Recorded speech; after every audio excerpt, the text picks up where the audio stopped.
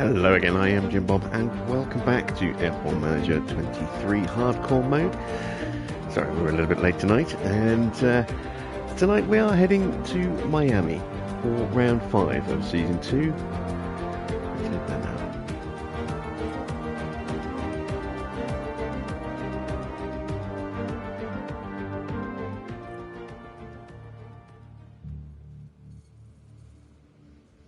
So yeah, a little bit late tonight, sorry about that.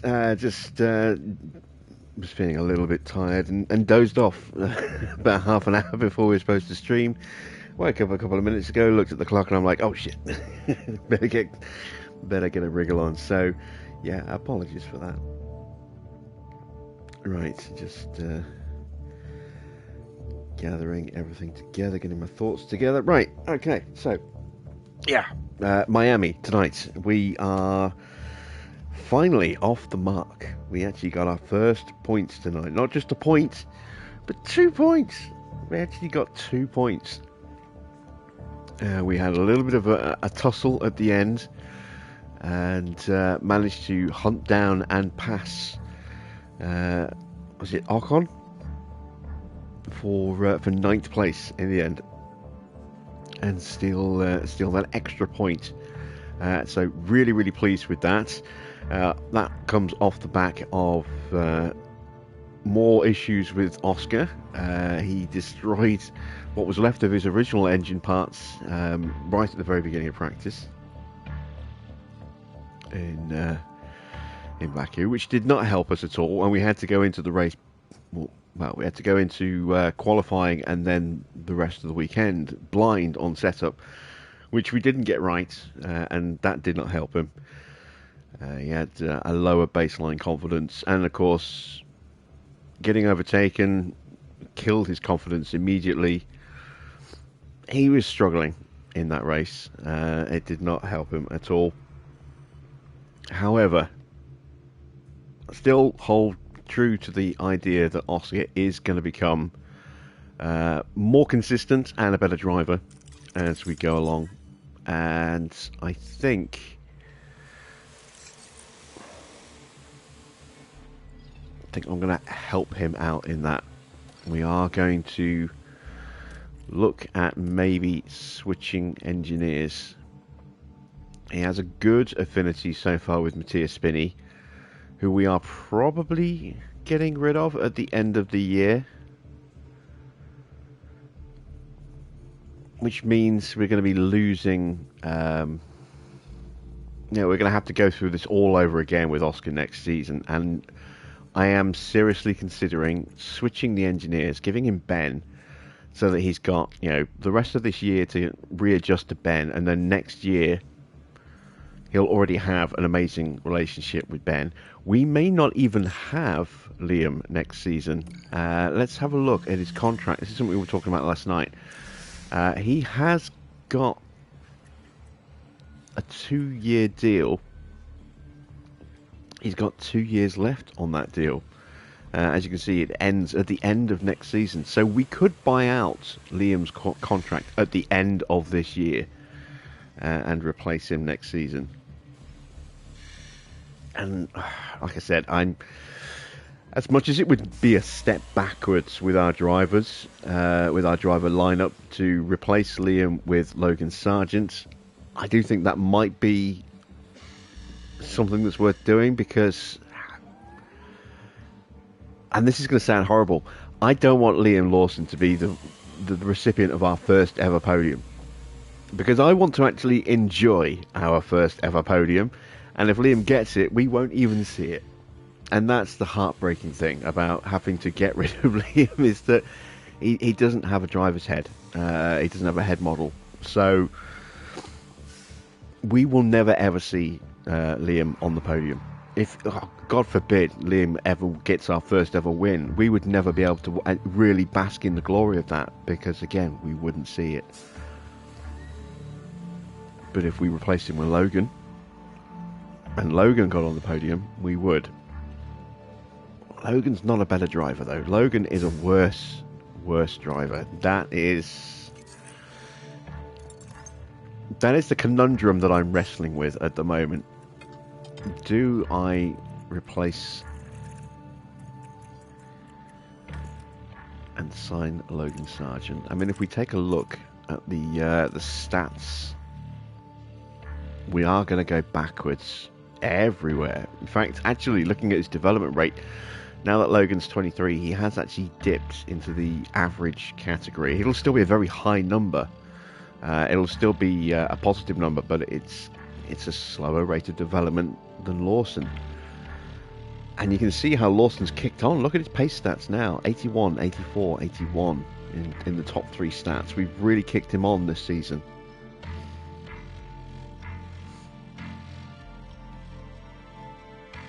The other alternative is that we don't sign Logan, and maybe we try and sign someone else with a head, like maybe Mick. Now his stats are slightly better. However, he is contracted. He's only got a 2-year contract, so we'd only have to buy out the last year of Mick's contract. But he's a little bit older, so again his development rate's going to be a little bit lower.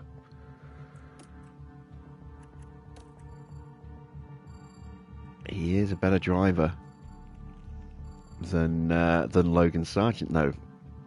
He would require less work potentially to catch up to Oscar than Logan would. I don't know. I need to think about that. It's yeah, that's definitely something that is going to be an issue. And if we do go ahead and do replace one of those two next season, then they're not going to have a great relationship with Ben anyway. Yeah, and if we replace Matthias Spinney at the end of the season, that would mean that both of our drivers are going to be starting off with bad connections with their engineers again. So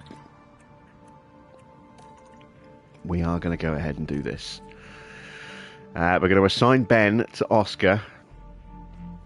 It's going to put both of our drivers on the back foot a little bit, but it will theoretically serve us better in the long run. Like I said, if we are going to get rid of Liam, which I don't really want to have to do, but I think I kind of have to, if we're going to do that, then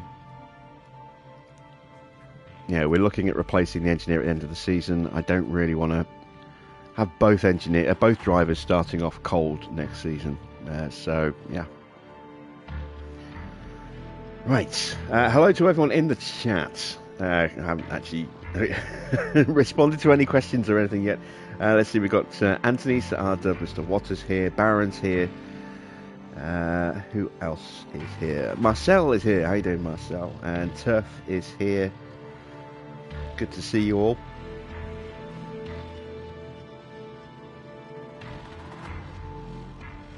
Right. Let's crack on with getting ready for tonight's Grand Prix. So take a look at our inbox. So, rear wing manufactured, that's good. It's the resolution of engineer and driver tension. I wonder if we fix that by switching the engineers over. We shall see.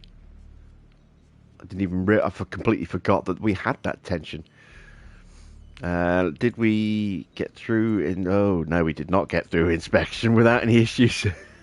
So we knew that we were going to lose some parts because obviously what Oscar did, but we've also now lost another rear wing, and we've lost an underfloor on Lawson's car. So that is problematic, I think, potentially. Hajar wins the Azerbaijan feature race, and Donna has made it onto the podium. Good for you, Donna. Let's see. Despite my intervention, things did not work out. Well, yeah, I wonder if we have... No, wait, we had this email response before we did that, so I don't think we've affected that decision. But we've stepped in and it's like, okay, you guys have got beef. You're not working with each other anymore. So we've kind of resolved it. Right, let's get these cars back into a working condition. Okay, so I need more of these rear wings. Let's go ahead and manufacture another 2 of these.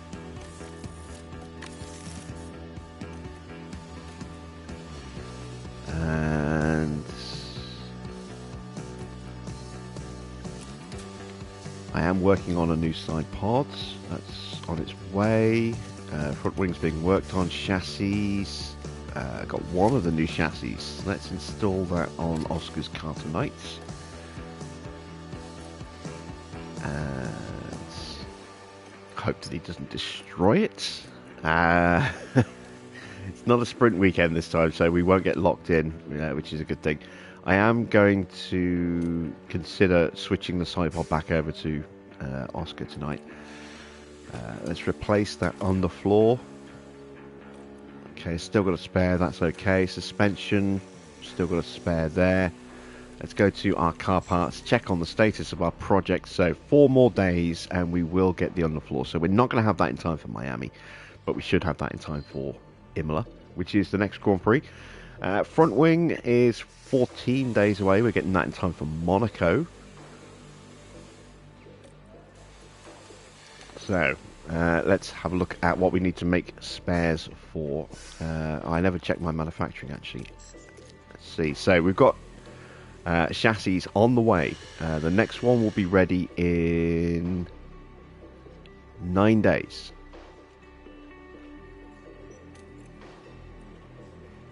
And then rear wings, we're going to have both of those in 6 days. Side pods, 4 days away. So we will be able to get the extra side pod onto Oscar's car in time for Miami. That's good. Let me go ahead and make 2 more of those. There we go. And we've got 1.75 mil left. Let's make a start on research for next season. And let's start with a bit of work on, let's see, we're 7 days away from our next ATR. Let's make a start on a side pod, make a research for next season.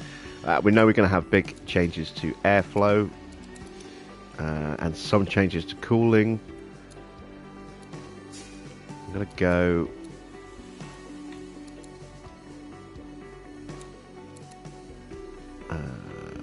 like that, I think.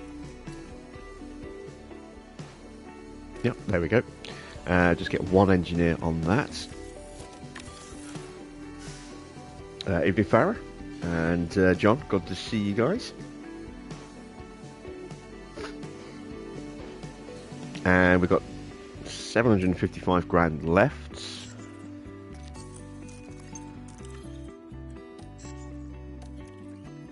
Everything in here need a bit of tweaking that we can do. No, not yet. Torque sensor's about to break. That'll need a refurb soon. Probably after Miami or right before Miami. Let's accelerate some time now. There you go. Underfloor is now in production. I can at least get 1 of those started over this weekend. I don't think I can afford to get more than 1 going. Oh, I don't have any slots left. Alright, we'll have to wait until... We'll have to wait until after Miami. That is a little annoying, but never mind. Right, it is the day of the Grand Prix. Let's get that side pod onto Oscar's car now. There we go.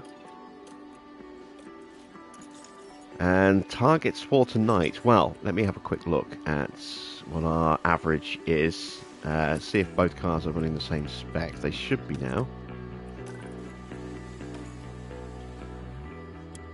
Oh no, yeah, Oscar's slightly faster because he's got the new chassis on his car. Okay, so let's do that.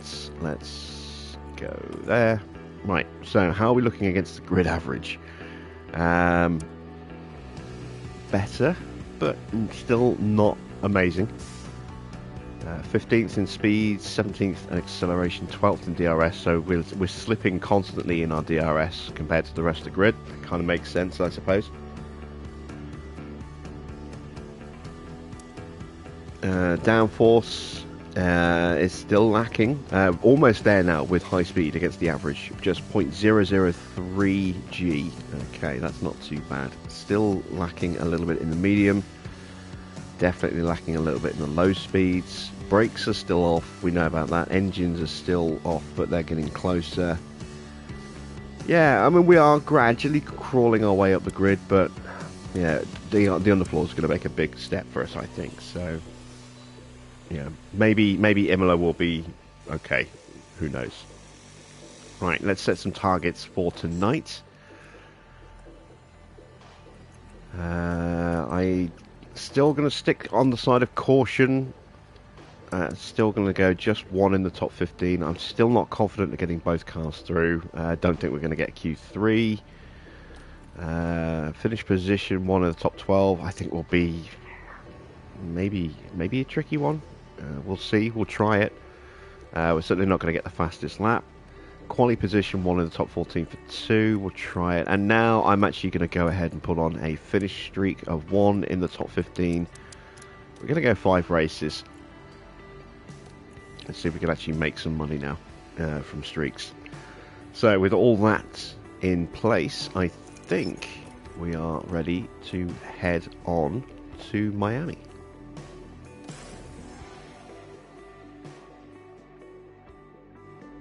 Once again, we touch down in Miami as F1 returns to the Magic City. We're in the state of year-round summer. The streets of Miami Gardens will come alive with the roar of racing, and the excitement is only just beginning. Miami has long, tight, straight sections that need as much driver confidence and precision as a corner, as well as 3 hard braking zones. The chicane through turns 14 to 15 is particularly likely to catch drivers out and throw them into a wall. There's new blood competing for Aston Martin this weekend. Will they manage to be a game changer? Stay right here, because we're just getting started.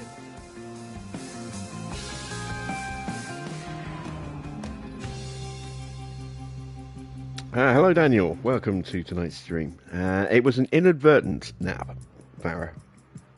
Yeah, it wasn't intended. It just kind of happened, and yeah, we're here.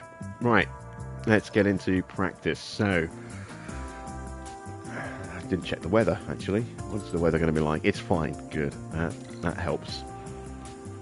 So both drivers are starting over tonight. I don't think we've got anything old that we can put into Oscar's car. No. Down to 2 gearboxes. Yeah. That was not nice to see that we'd lost the second gearbox last night. That was a brand new gearbox almost as well. Still on the original spec parts with Liam, so we'll keep that going. Let's get some setups on the car. Let's start with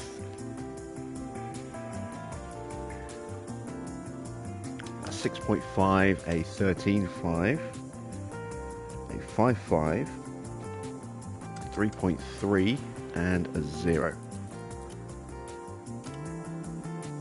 And we want to go 17 laps for a run at Miami. There we go.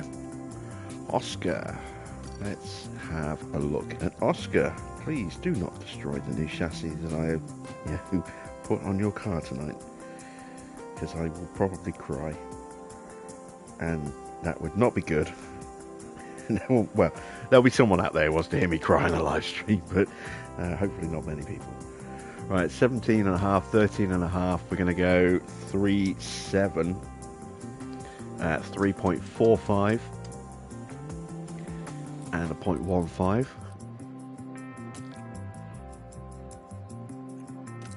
We'll go 17 laps, drop those settings down, and we are ready for practice.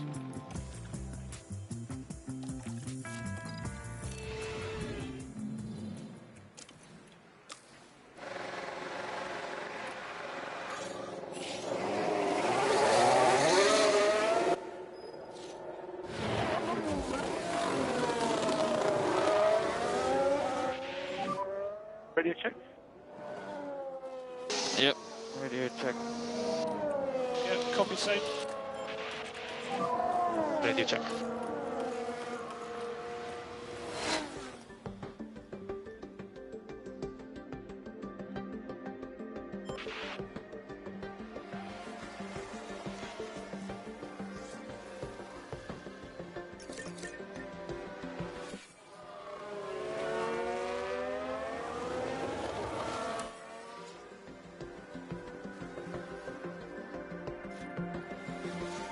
So, the biggest drawback to having switched the engineers, which we've done, is that their relationships are going to be ice cold with both drivers for a while, which does mean big losses in confidence when they get overtaken, which we know is going to happen. So this could have a bit of a knock-on in our performances for the next half a dozen races. So, hopefully it won't take us that long to get up to speed, but it could take us a while to get our drivers back to a happy, confident, level again as a whole. However, we will be improving the car as we go, so hopefully that will counteract that slight dip in their confidence retention. Make it maybe a little bit harder for them to be completely destroyed. We shall see. Let's have a look. We've got 91% starting feedback for Oscar. Let's take a look at Lawson. 82%, so a little bit of work needed there.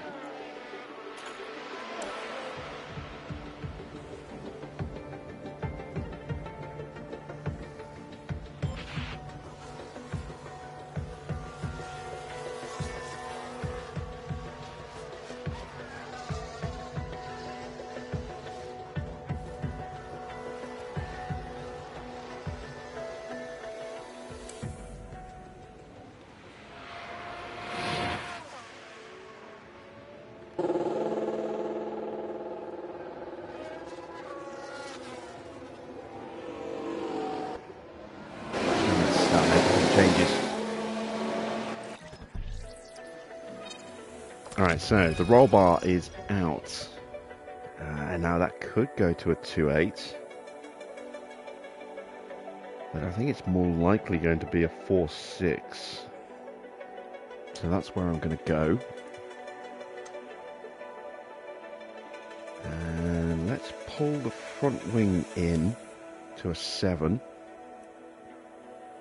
So 7.13.5, 4.6.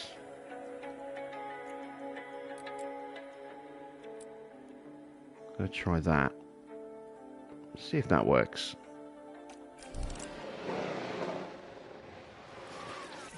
Right, now for Liam. Oh, okay, definitely need to change the roll bar. That needs to be at least a 3.7, maybe more. So let me try putting him on the setup that I just had on Oscar's car. Let's bump that to a 7.5, 13.5, 3.7, 3.45 and a 0.15. That's not going to work. Okay, I can work with that. Let me try a 3.5. No, that's just pushing that too far away. If I go with a 2.8 then, let's have a look at some 2.8s.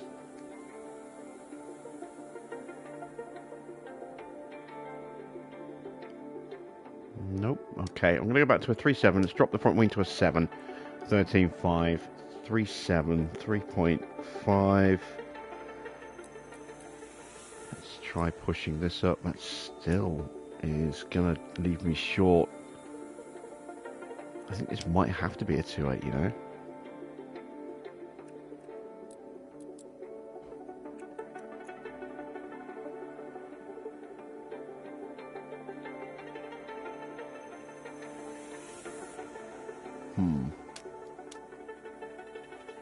I'm going to go back to a 6.5 again on the front wing.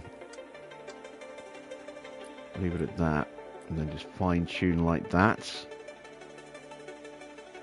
Not really moving the rear wing angle, so let me try. I think I'm maybe overdoing it a bit. There we go. If we go back to a 3.7. Yeah, I'm going to go with that. I'm going to completely wing this one.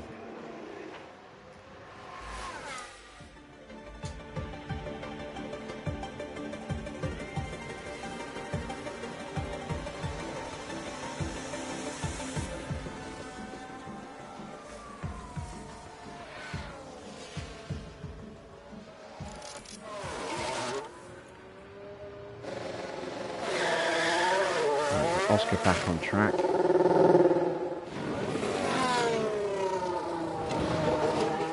Lawson.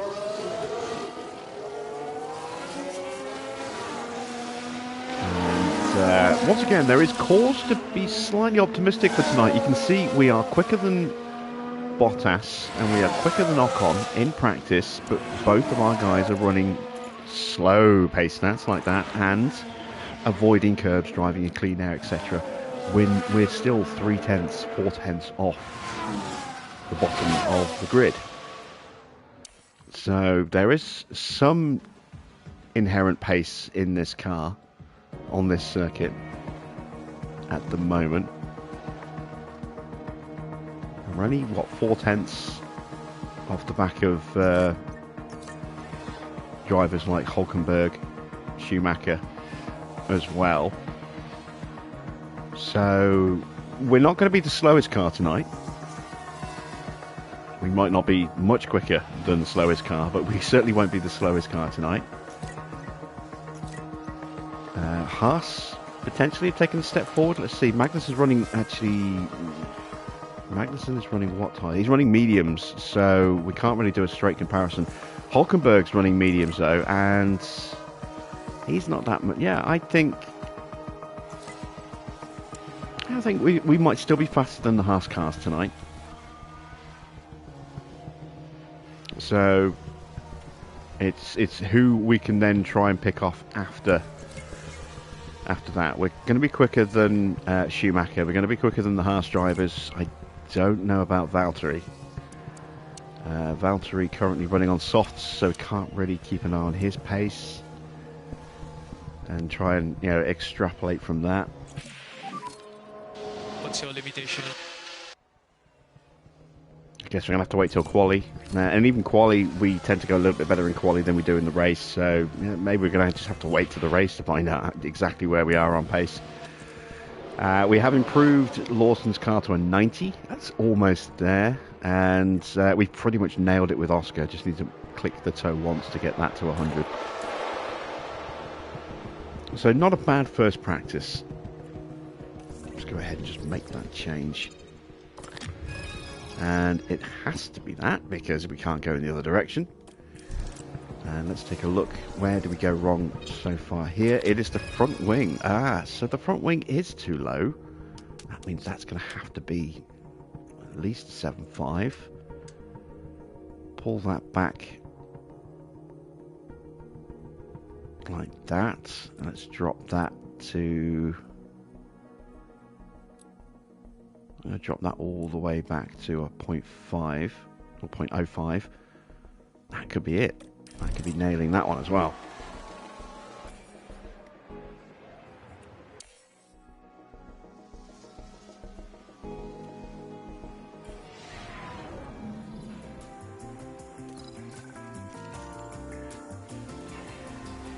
Alright, medium tyres for this session. We are on 40% track knowledge, so let's push this up to 26 laps of fuel.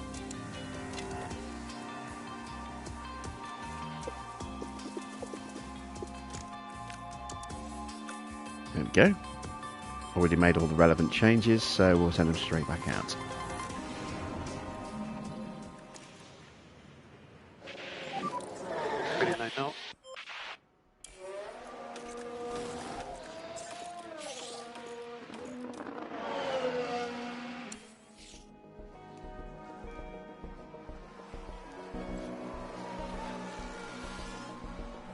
Now, if we make a mistake with our drivers tonight, or if one of our drivers makes a mistake, I'll show you exactly where it's likely to happen.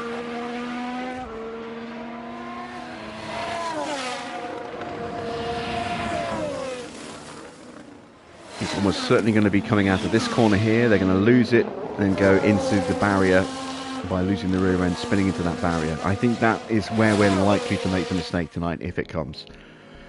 Really hope they don't. But that's the area of the track I think is going to be the problem area.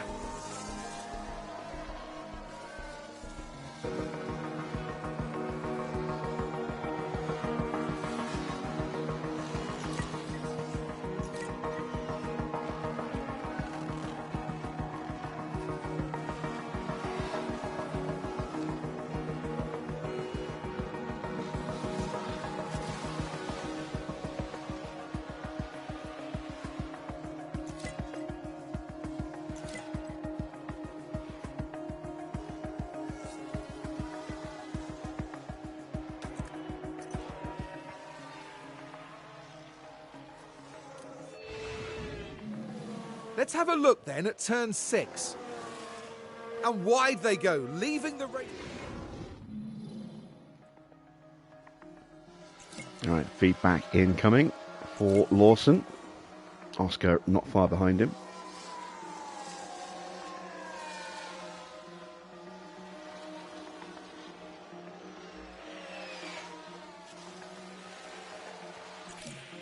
It's 97%. It's very close there with Lawson. Just needs a little bit more work.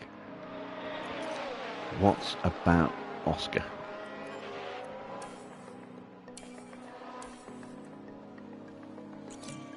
And we nailed it with Oscar. Excellent stuff.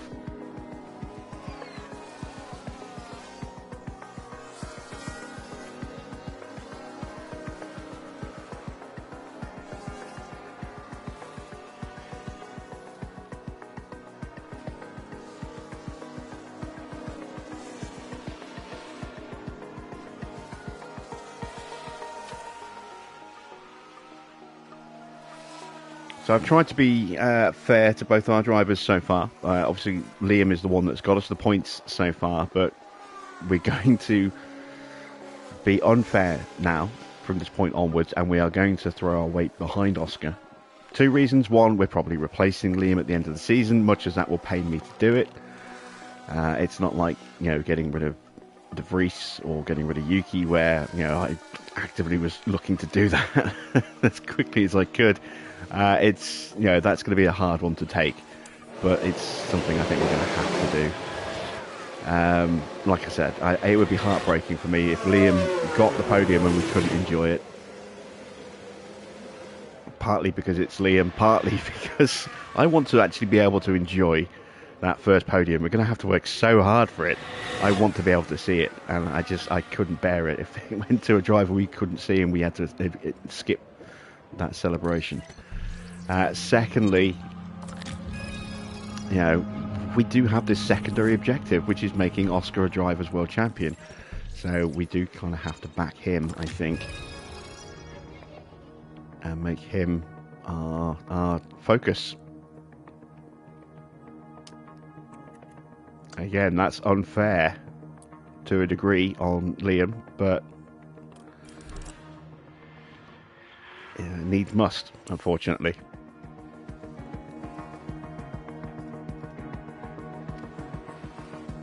But we've got him. We'll have him at the end of the season at a point where he should easily be able to get back on the grid with another team. And I'm sure there'll be drivers out of contract at the end of the season that may well be usurped by a free agent of Liam Lawson. So hopefully we will see him on the grid next year in some shape or form.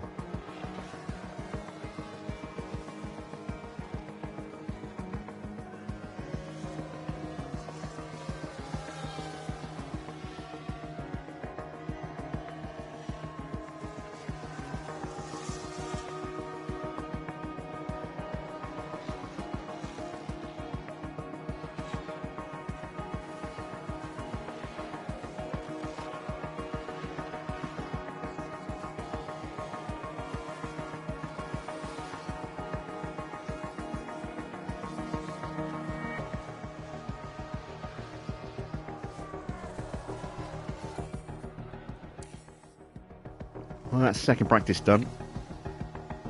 sets us up for a nice run on the softs.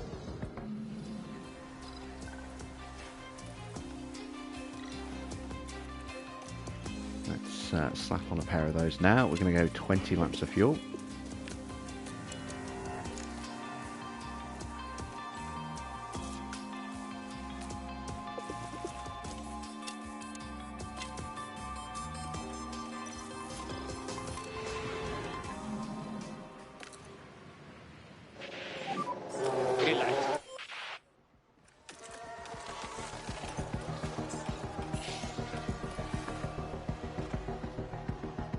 Of course, there's every chance that Liam will get his revenge on us by getting on the podium at the same time as Oscar and denying us that first ever podium anyway. Yeah, it all depends on who he signs for, if he signs to someone. Let's not forget, drivers like, I think, Alonso are out of contract at the end of the year. Could we see Lawson maybe go and partner up with Stroll at Aston Martin? Obviously, if we sign Schumacher, then that frees up a seat at Alfa Romeo. We could see Lawson go to Alfa, in which case we're probably safe from him getting on the podium at the same time as us. I'm trying to think who else is out of contract at the end of this season.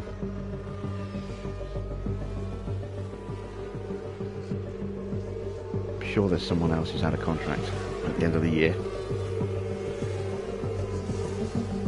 Oh, both the Haas drivers, I think, are out of contract at the end of this season as well. So we could see Lawson go to Haas.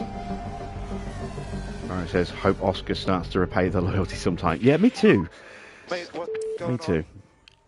Step by. Like I say, I know how good a driver Oscar can become in this game.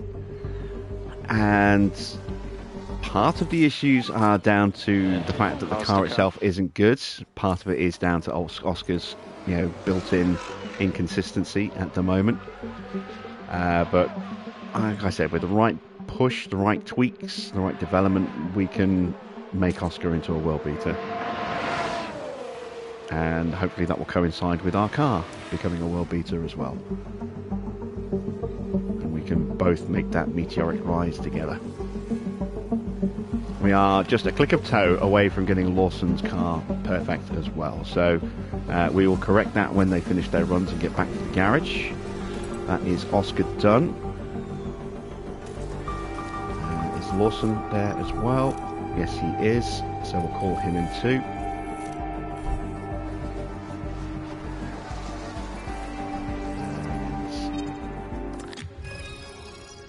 There we go. Right, so let me check the setups in the book. We kind of winged this one. Did we end up actually nailing something we already had?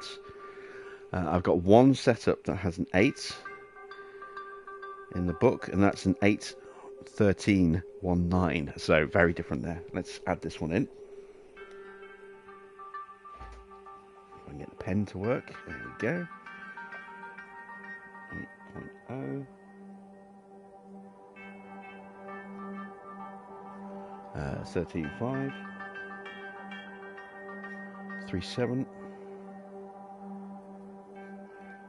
3.3. And a 0.05.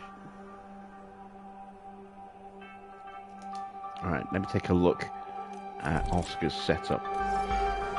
7.13.5, 4.6, 3.4, 0.05. That one's already in the book. So, excellent stuff. Can your drivers be headhunted and leave? No, they can't. That is one of the things that I would really like to see improved upon. Nobody gets headhunted in this game unless you're the one doing the headhunting. So you can poach drivers and staff from other teams. They can't do it to you. I would much prefer a more active market where drivers who have a really good season become more desirable to the AI, and then you would see, I think, more organic movements rather than teams just trying to sign whoever's got the highest rating overall, which is why we almost always see Giovinazzi go to Red Bull at the end of season 1 as their reserve. It's why we almost always see Charles Leclerc replace Sergio Perez at Red Bull, and Perez goes to partner up with Sainz at Ferrari. We'll probably see that again this time.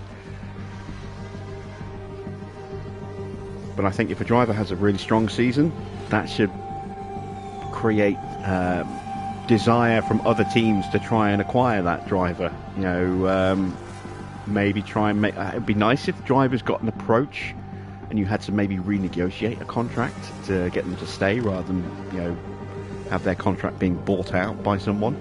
I don't think it should just automatically happen. But that would be a really nice feature, and I think, you know, you should certainly have a bidding war if a driver's approaching the end of their contract.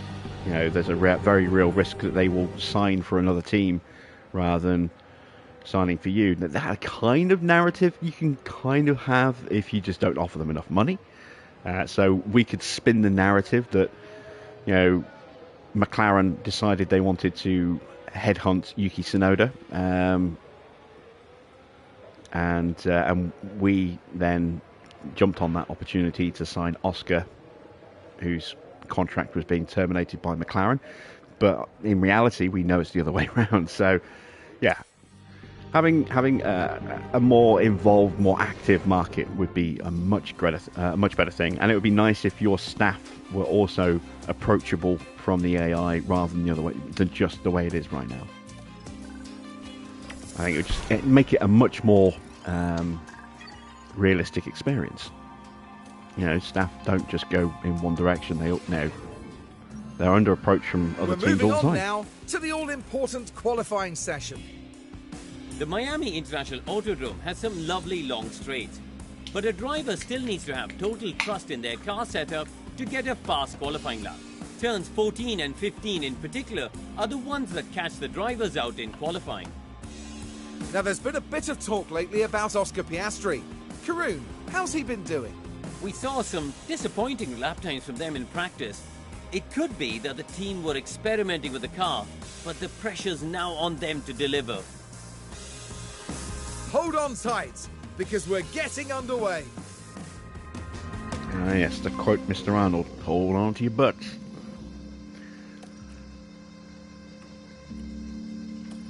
Okay. New gearbox tonight for Mr. Lawson. And I'm going to give him a new engine as well, because that's only 3% away from dipping into yellow. It's already at the point where it's below power. ERS is fine, we've got till 40% on that, so we'll stick with that. Just the one flying lap. And over here, well, yeah, we don't have any better parts to put in other than brand new ones. We're still on, these are still absolutely fine. So we are ready to send our drivers out to qualify.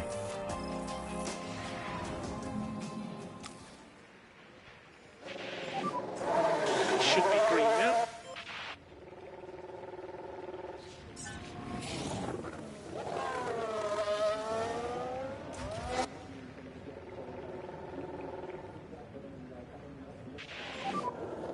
And good braking when you can. Just warm the brakes. Yeah, okay. Focus on your front tyres and brakes. Coming.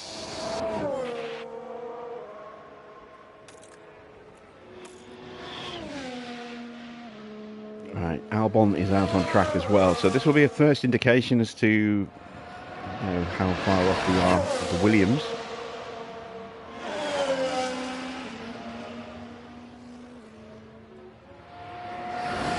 Oh, speaking of Williams, it was announced early today, Williams have officially re-signed Logan Sargent for next season. I don't know if it's anything other than a one-year deal, but they have re-signed him, so Logan Sargent will be on the grid next year, and that is all of the seats now confirmed for 2024.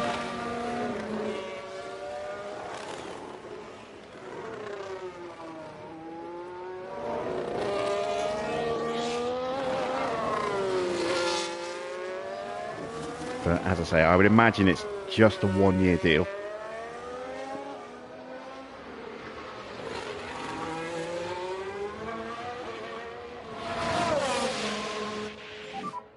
There is Norris in front of you. Recharge off and push.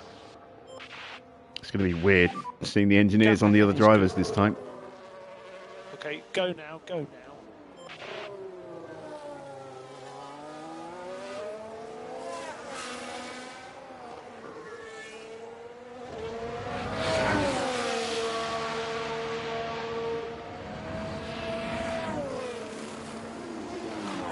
Logan shouldn't be on the grid. No, I don't think that's fair. I think he deserves one more season. I think if he doesn't have a good year next year, then that will be it for Logan. But he definitely improved.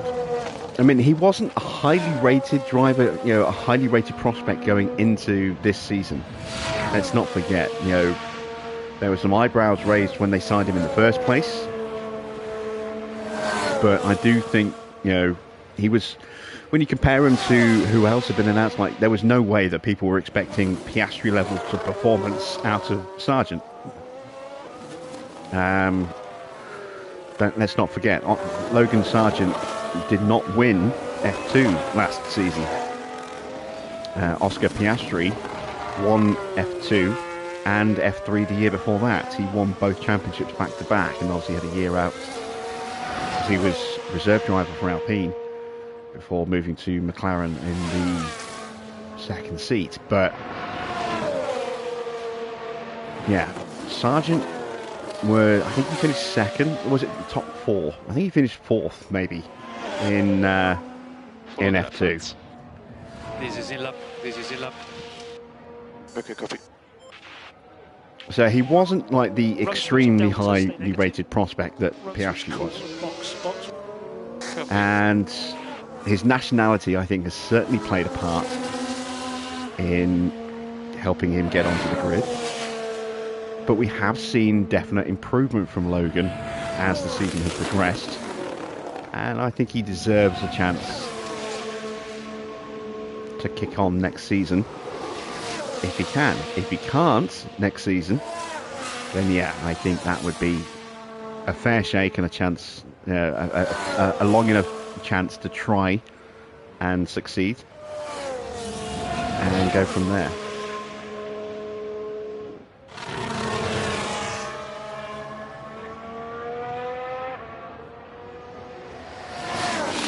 Albon's underrated. Oh yeah, absolutely. Albon is horrendously underrated. I can seriously see him moving to a bigger team when his contract expires. I mean, there's been links with Ferrari. There's been links with Red Bull, of all teams. I can definitely see him moving to a bigger team. But he's been instrumental in helping Williams move upwards this year. You know, Williams scored 28 points this season, and Albon got 27 of them. You know, he is the reason that they got 7th in the Constructors this year. And if they can kick on next year as well, maybe they'll be able to hang on to him. But if they can't overhaul Alpine, then I can definitely see Albon's contract, you know, ending and him going to another team higher up the grid. Porsche should have been in the car. Porsche is owned by Sauber, effectively. He is in their driver program. He will be reserve driver still next season for Sauber, as they are likely to be called.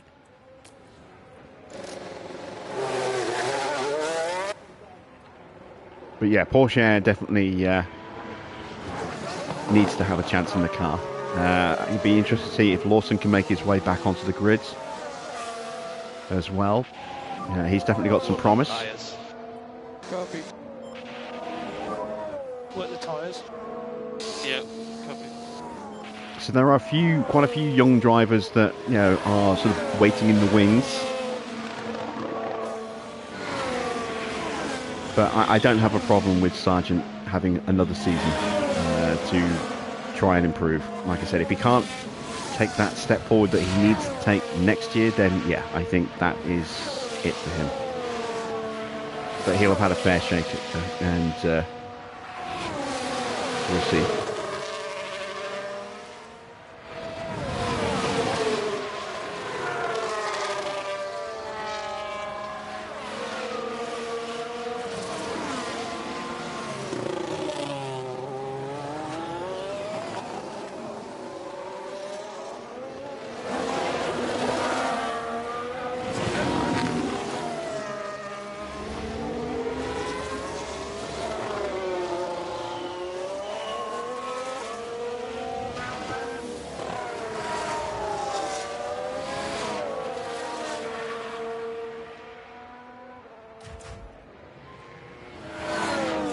Alright, we've got a Red Bull right behind us. Is that Red Bull on its way in?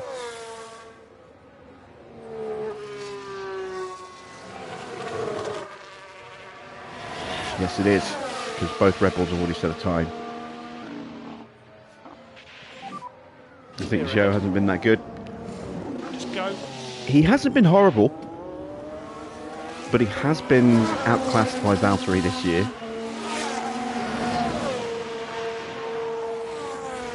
I think Zhou's done enough to stay on the grid, but only just. Again, I can see it's kind of tricky sometimes to judge someone's performance when they're in a rubbish car, and the only people you can really compare them to is their teammate. Now, Valtteri, whatever people will think of Valtteri, he has won 10 Grand Prix. He has had some really strong pace. I think this is a scuffed lap here for Oscar. Does he improve in the first? No, he doesn't. Nigel Lawson didn't either. Can he pull anything out in the second section? I wonder. But yeah, it can be tricky judging how good a driver is when they're driving for a low-down team, because you never really get a true sense of just how fast they can go.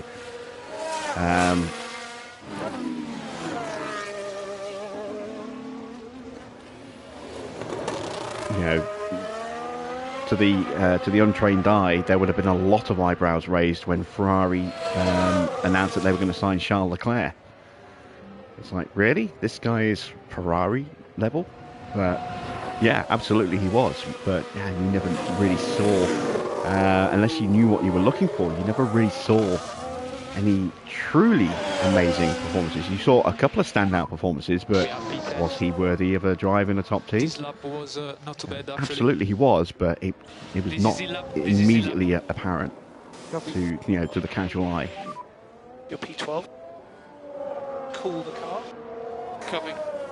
Sometimes drivers will go to a big team way too soon as well. Let's not forget, Sergio Perez had a poor season when he was partnered up with Button at McLaren.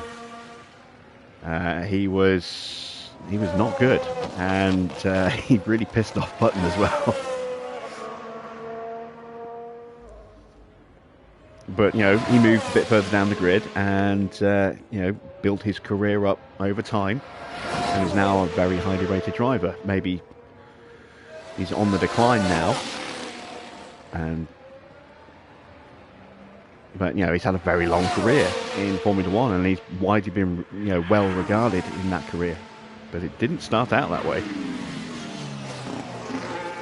Sometimes a driver, like I said, will go to a top team too soon, and either they're just not ready, or the pressure gets to them, and they underperform. I mean, we've seen that with Albon. We know how good Albon is now, but was he that good when he went to Red Bull? When you look at his performances there, you would say maybe not.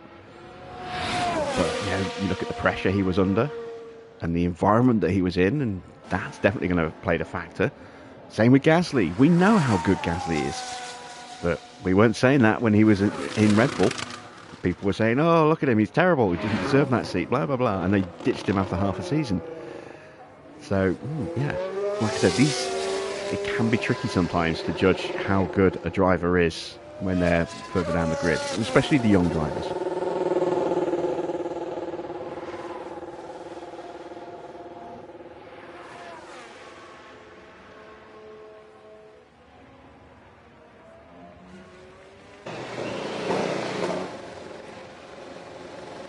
Okay, Piastri currently in the drop zone, but we know he's got more pace than that. He was badly held up in the first sector on that second lap, which he did improve on.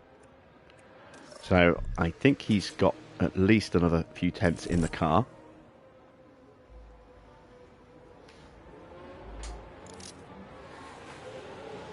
And I think he's got enough to get past Schumacher at least, and probably Bottas as well. Lawson looking pretty comfortable right now.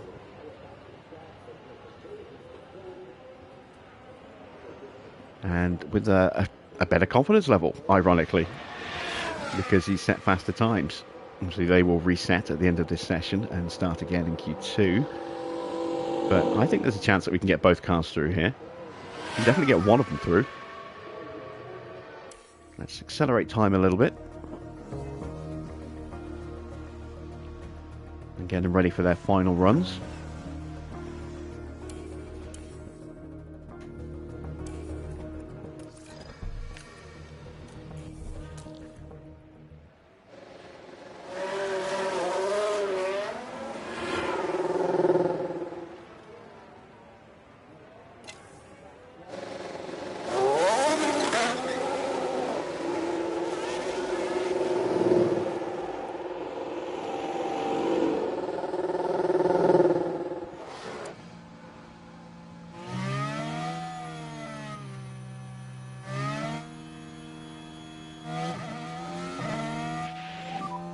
It's all about your outlap now. Copy.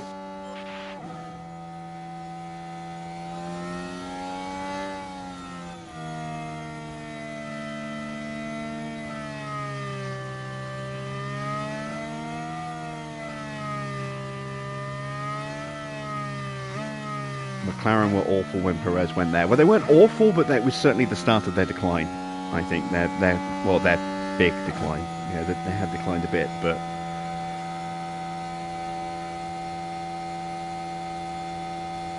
yeah, they were definitely on a downward trajectory at that point. Even Victor?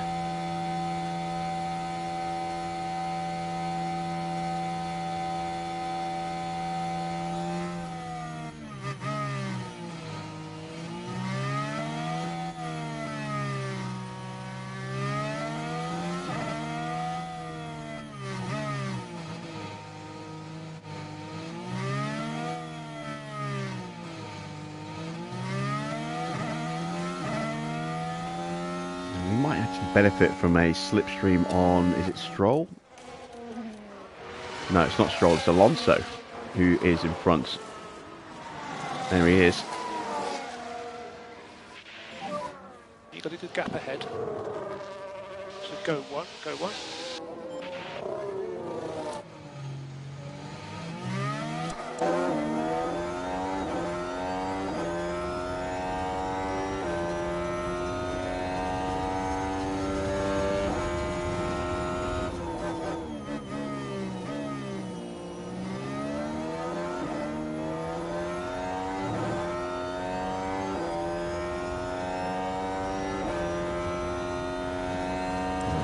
Some improvement from both of these drivers.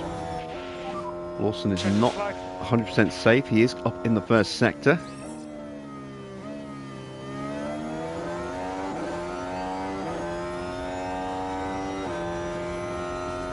So is Oscar. That's good. I'd have been really worried if Oscar hadn't improved on that first sector, given how much he got held up in the last lap. No improvement in the middle for Lawson.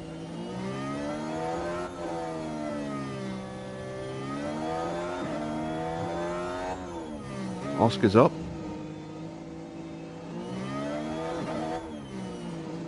So Lawson is through.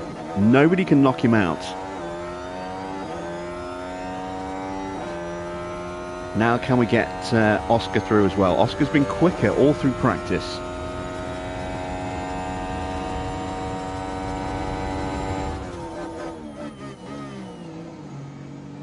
Lawson does not improve his time. He stays 14th.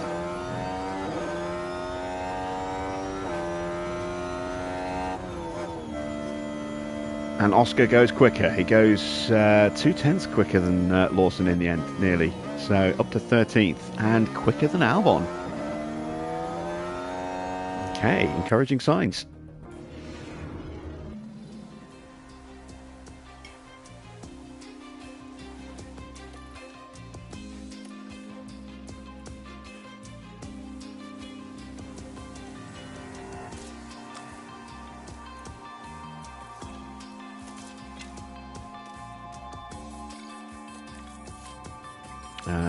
Because these tyres are pretty scuffed now, we're going to go with 2 lap run.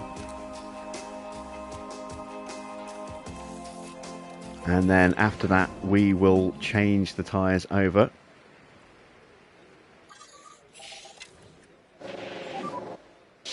Green, green, green.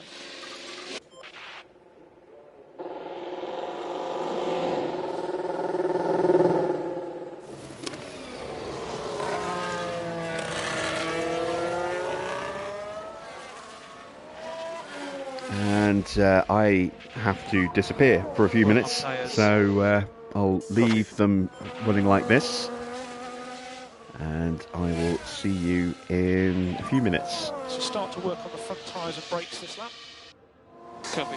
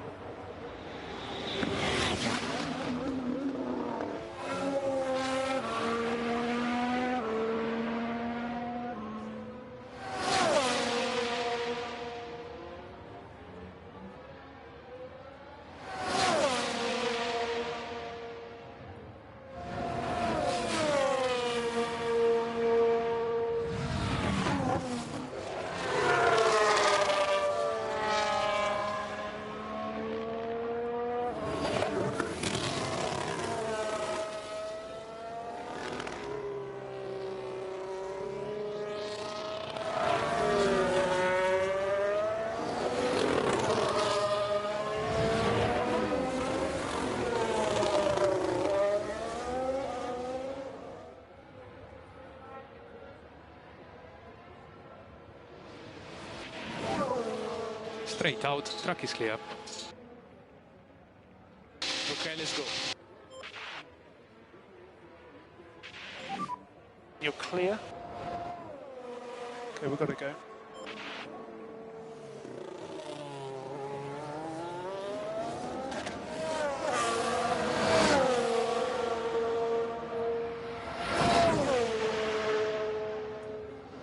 Alright, change of plans.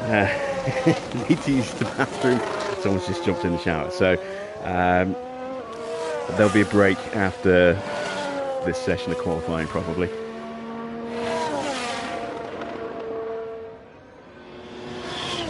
Still, I made it back just in time for the flying laps. See what we can do on scuffed tyres.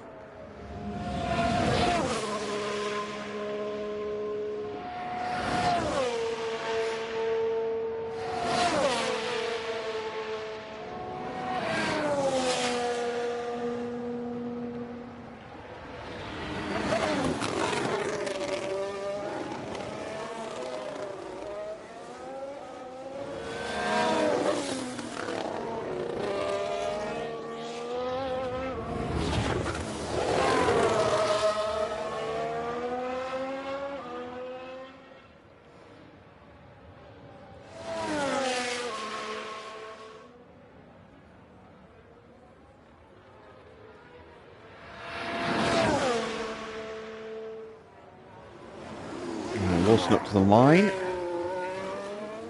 and what did he do? 1:29.0, half a second slower than Norris. Oscar goes P1 with a 1:28.4, 6/10 quicker than Lawson on that lap. With a cool down lap and then a second flying lap.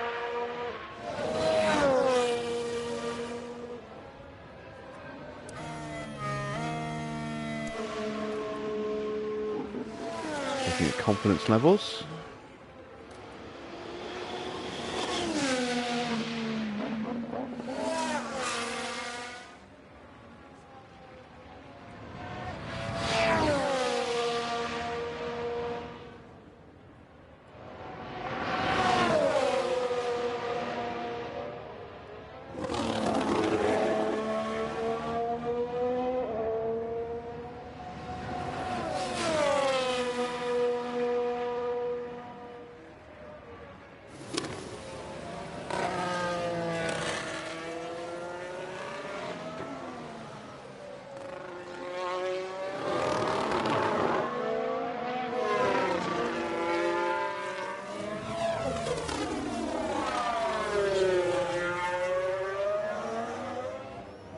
Evening, Derek. It starts at 9 p.m. today, nearly. Yeah, I dozed off about half an hour before I was supposed to start streaming, and woke up about an hour later. So we started about, what, 45, 50 minutes late tonight. So we should be good on traffic. Go one.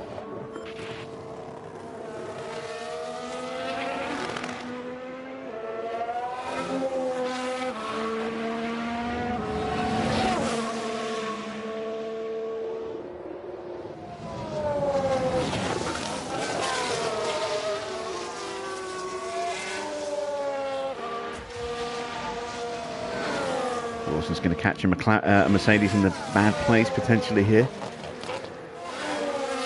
I think he got away with that actually.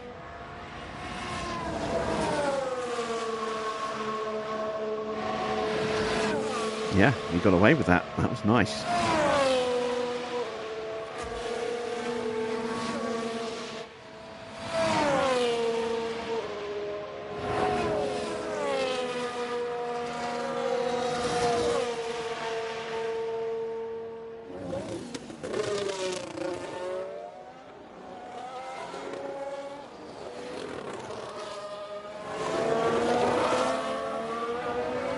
Good lap for Lawson. Oscar up in the middle as well.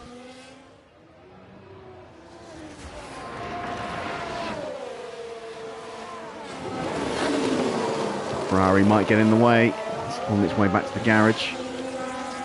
Hopefully that didn't hurt Lawson's lap there. It did a little bit, I think, potentially. He did improve a touch, found a 10th. Could have been more. It was a good lap. And no improvement from Oscar across the lap, just that little bit in the middle. All right, let's slap on some better tyres.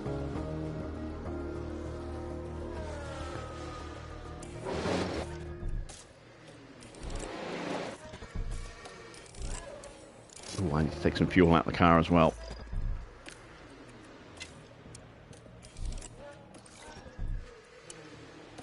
There we go.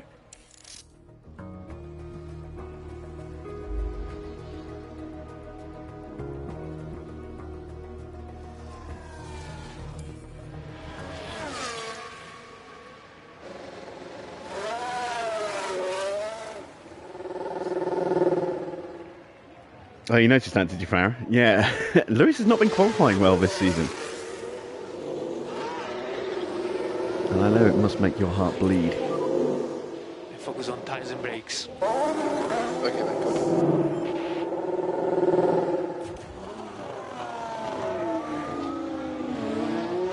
Try and sneak Oscar out behind one of the two Red Bulls, see if that can help us.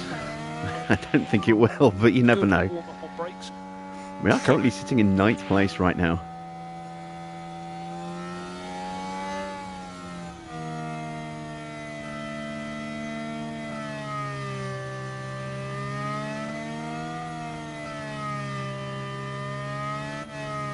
We are due a good result from Oscar.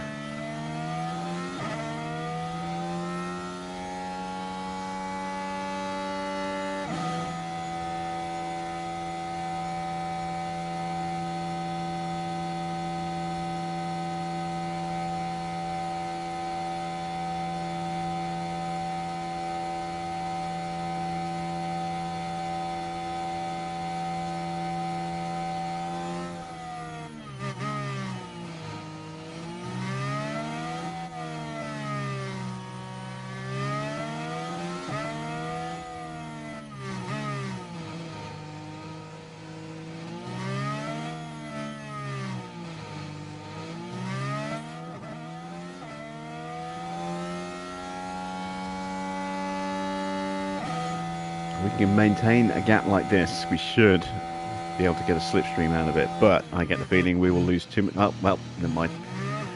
Actually, that might help us. Maybe not. Red Bull got to the corner first. It's not going to help us. Well, it'll be clean air, so no dirty air performance loss. whichever one of those two Astons was. Just got into the top 10, I think. We're still in with a shout of getting into the top 10. Let's see, where is Gasly on track? Just about to start his flying lap. This is the checkered flag. Or was this the end of his flying lap? That was the end of his flying lap, and he only just gets through, but that does move the goalposts a bit for us. Norris can't improve. He's out. Lawson's not improving. Nor is Oscar right now. I think we're out with both cars. Hamilton has gone through. Hamilton's up to 7th.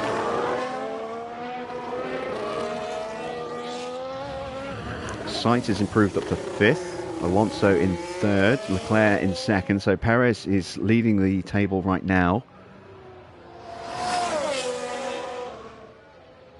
That's Hamilton in front of us. No, that's Russell in front of us. Get out the way, George. Get out the way. Oh, you dick.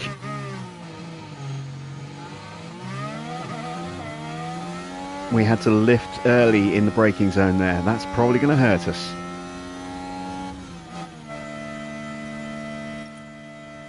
Yeah, no improvement. Damn it. We could have maybe gone a little bit quicker. I don't know if we'd have jumped Gasly, but we would certainly have gone a little bit quicker, I think. Disappointing lap for Lawson.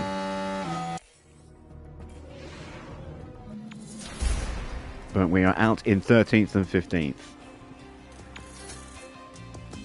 Okay, well, we have got a penalty for Alonso going through for his unfair collision reward for being pushed into a barrier by Perez. And same for Schumacher. He was hit by Ocon and pushed into a barrier and then bounced off the barrier back into Ocon.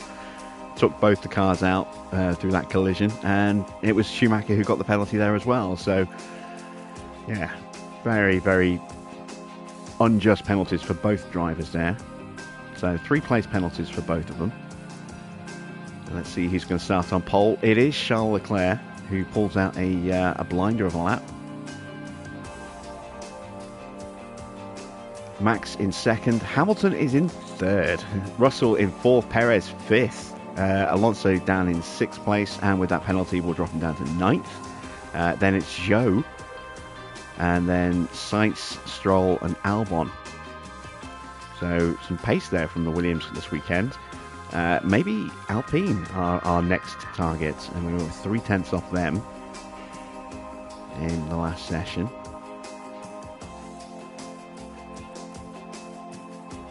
Not a good weekend for McLaren this weekend. Will we see that translate into problems in the race? I don't know. Here we are, folks. We're back for another day of scintillating F1 action. Right. It's Talk amongst race yourselves. day. I'll be back in about 5 minutes. The Miami Grand Prix arrived onto the calendar in 2022 with much fanfare, and F1 history is still very much being written here. Drivers have to take chances around the street circuit and hope those chances turn into victory. Let me ask you, Karun, how do you fancy the Alpha Tauri drivers' chances for this race? They've been performing well and doing exactly what the team is asking of them. They've just got to keep doing what they're doing. The Autodrome is ready for some serious action today here at the Miami Grand Prix.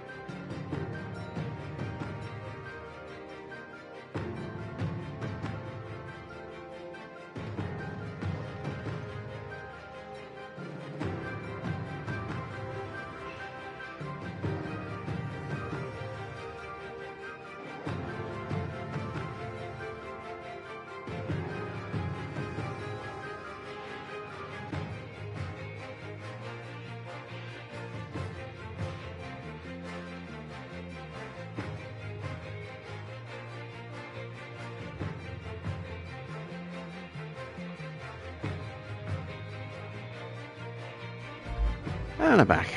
Sorry for the delay.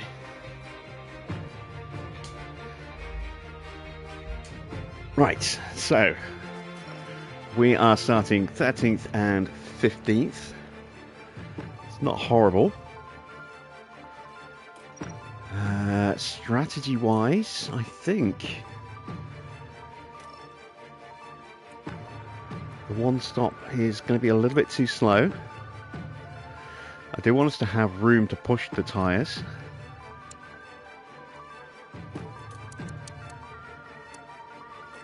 But I don't want to over push them.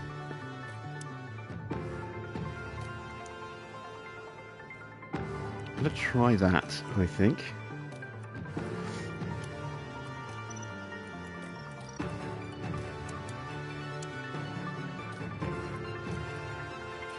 There we go. We're not going to go with any extra fuel tonight. We are going to go aggressive off the line. But again, we're going to try and hold the battery back if we can. And we are ready to go. 57 laps await our competitors here in Miami.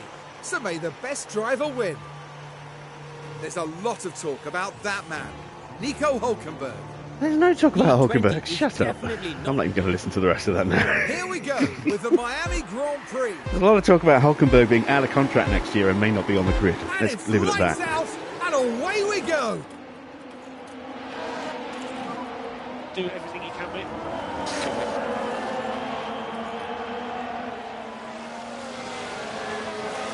Right, Lawson up past Norris into 14th place, tucking in behind Oscar.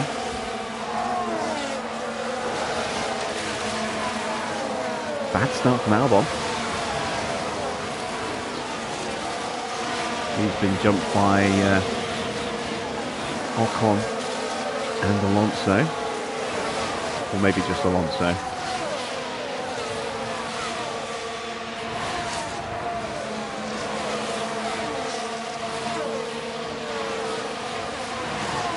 Lawson coming under pressure from Norris.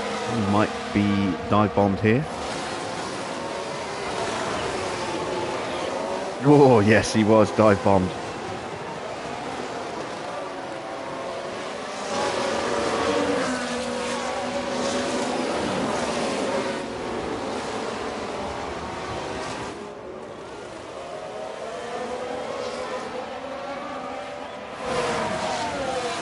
Can we retake that position? No, we can't.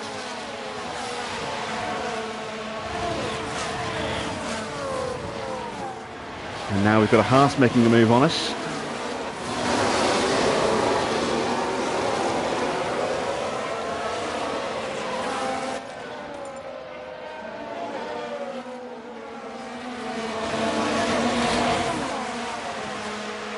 Just playing a little bit of possum here and trying to save that battery as long as we can.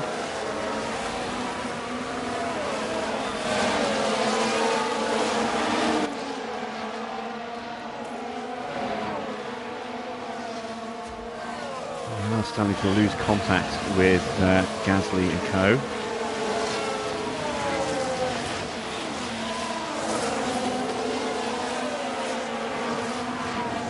Now I'm going to turn on the batteries. You can use energy. Also going to turn down the tyres a touch. Dove ti fatto? Okay, copy. Back off now. Yeah. We need to protect the front tires. Copy that.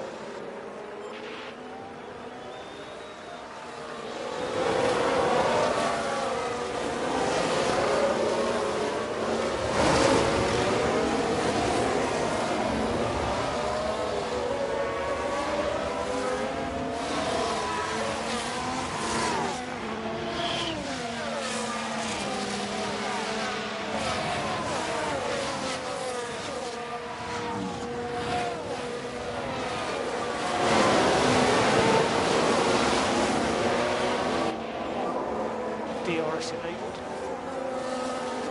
You're at 30. The car in front is Gasly. You've got Norris behind you.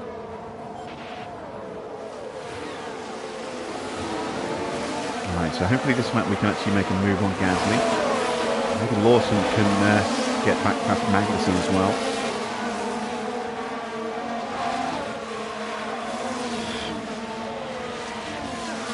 I'll be turning the tyres down to normal burn rates after this lap.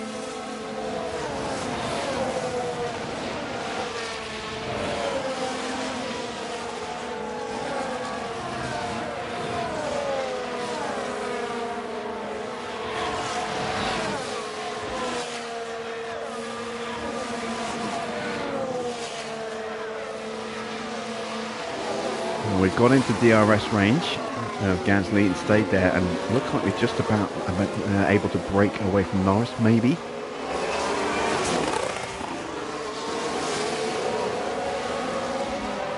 Didn't quite get Magnussen there.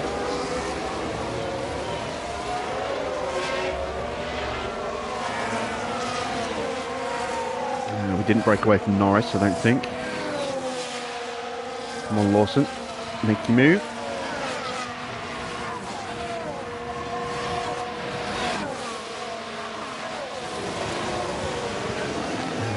Did not get him. It's a shame. No energy. Yep. No DRS available, no DRS available. And Lawson's still stuck behind Magnussen, and that's now becoming a bit of a problem because Magnussen's on soft, on hard, mediums, and we're still on the soft. So theoretically, we should have enough grip to get through, but apparently not. And, well, of course, the second I stop pushing, we drop off the back of Gasly. Mind you, Gasly is hanging on to Albon, who's hanging on to Alonso, so, yeah, we certainly don't have that level of pace. Let's hope we can hold back Norris. Well, that didn't last long.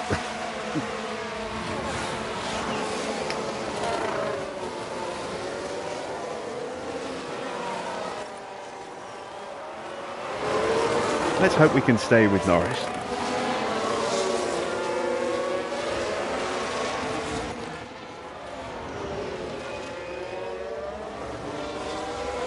Oh man, are we out of DRS range already? Is Norris on a tear right now? He is, and we don't have the pace to go with him. Oh man. Looks like Norris is playing possum. Tauri is absolutely destroying his tyres right now. Yeah, maybe he was just playing possum. Alright, so we're down in 15th to 16th. Not great. And that is another big loss of confidence there for Oscar.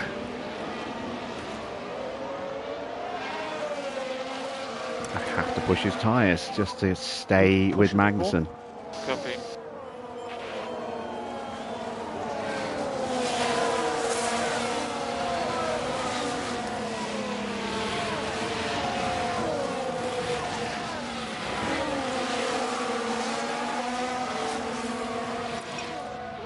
There we go, back in the DRS. Back off now. Copy.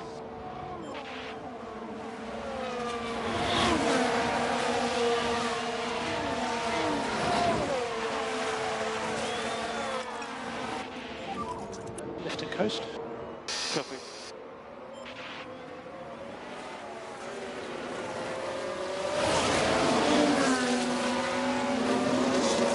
Is this where we're losing all our time? Looks like, oh god, yeah, we're losing so much time through this fucking twiddly section here. We're out of DRS again. We just don't have the downforce. On the tyres. Copy.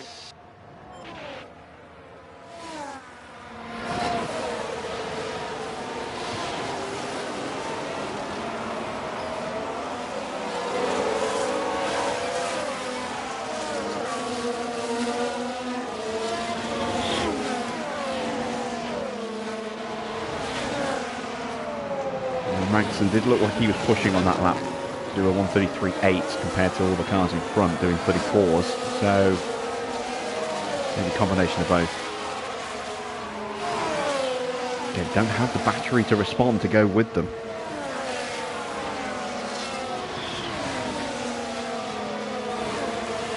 yet, anyway.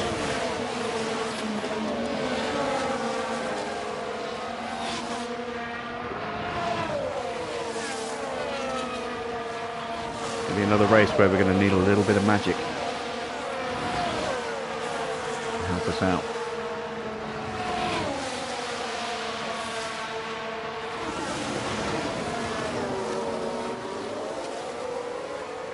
New underfloor would have been nice. Yeah, I'm hoping the new underfloor is going to give us a nice big boost to some downforce levels.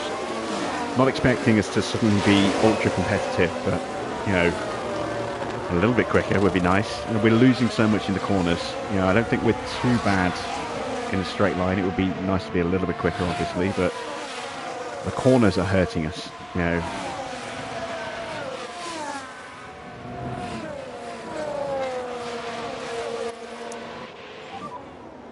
Recharge on, recharge on.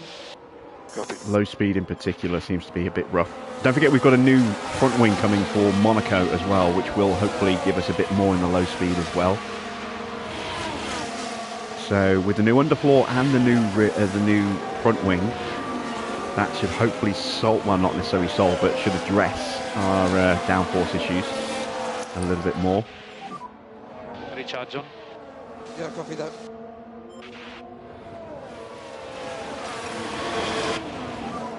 Keep looking after these tyres. And we're just going to have to drive our own race. Hope that the cars in front come back to us a little bit.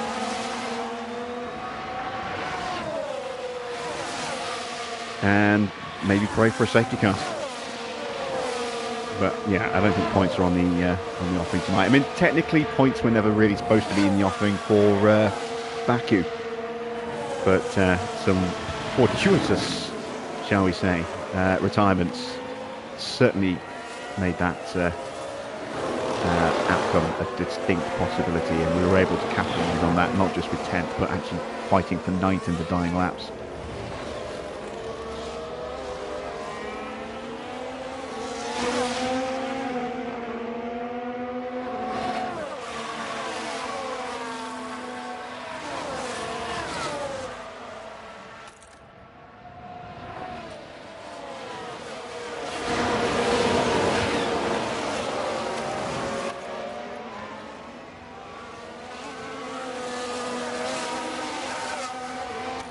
Considering switching the drivers over just to give Oscar a chance to charge up. So let's go ahead and make that change.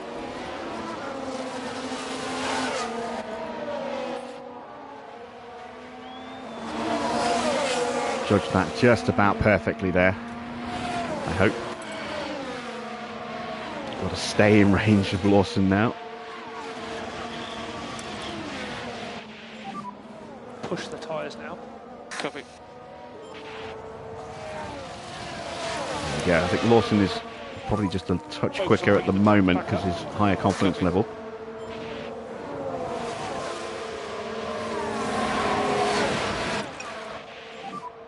Back off now. Copy.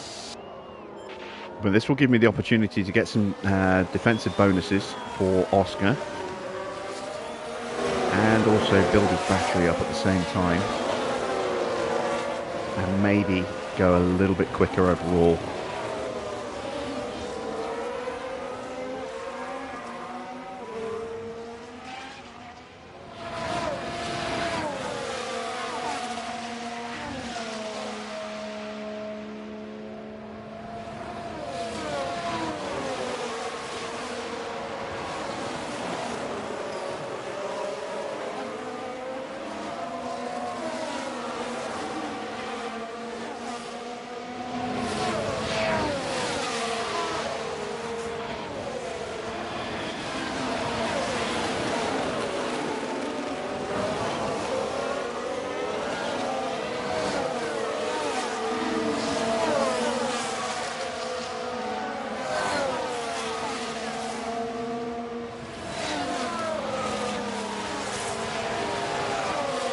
Or at least until Oscar's confidence gets back to where it should be. He has been quicker than Lawson all weekend. That'll be partly down to the fact that he's running the new chassis and Lawson isn't.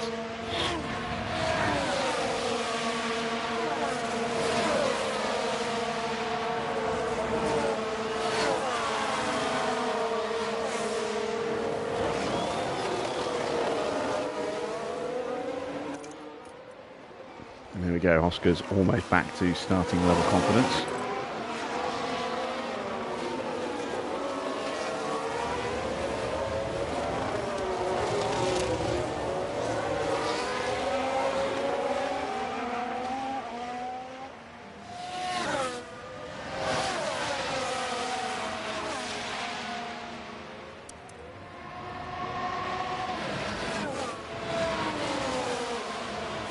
Almon's tyres have taken a bit of a hammering. 55%.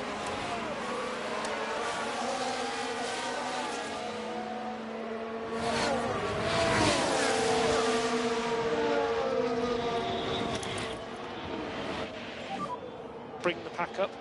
Copy. Another little defensive boost. We're now above starting confidence, just. Battery's looking nice and healthy as well.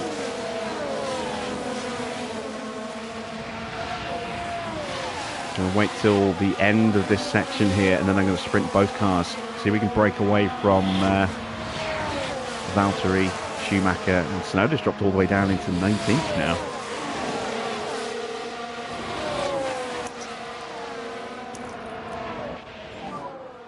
Use deploy, use deploy. Copy. Pick up the pace. Fight him off, fight him off, fight him off. There you go. Not done yet.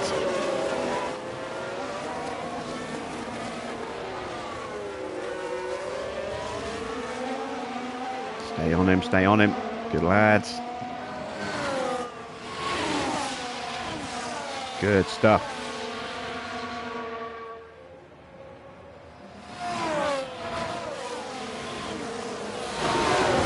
Looks like we're bringing Valtteri with us, but we have certainly managed to stretch our legs a little bit to the cars behind us. Although they did close up a big chunk of time there under braking.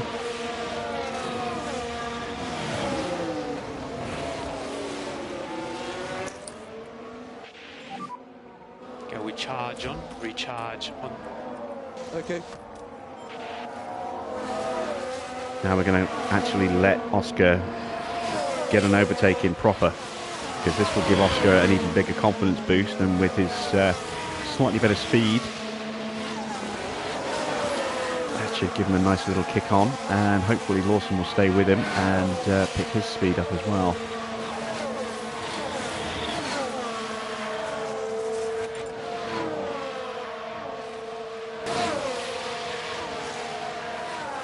Not in there. Bottas back in range already. We need to focus on the energy now. Yeah. Copy. Just can't seem to break away from anyone.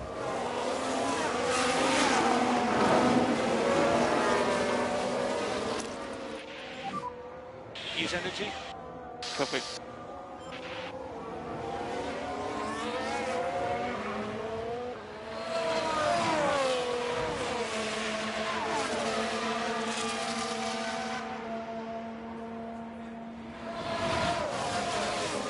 Oscar's setting a dummy to the right, goes up the inside.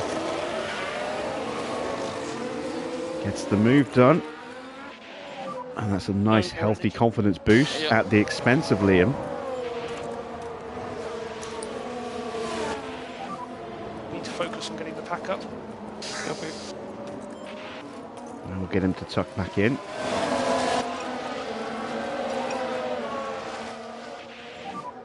So we need to back off. Yeah, copy. Let's keep an eye on lap times.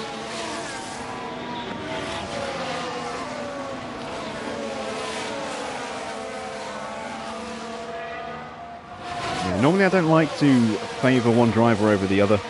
I don't like to play favourites.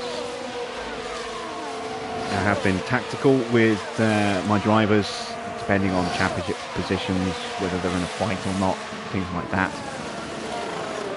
But in this situation, we are kind of breaking that rule and playing very firm favourites with Piastri from now on. He is going to be our driver of choice in every situation. We're going to be acting in deference to him. If that means sacrificing Lawson with overtakes to give Oscar confidence boosts, then we will do that.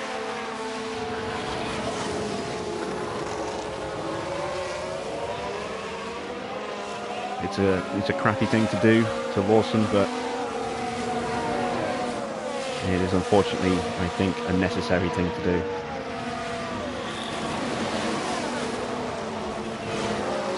We're getting close to the first round of stops, so let's push the tyres now to the stops.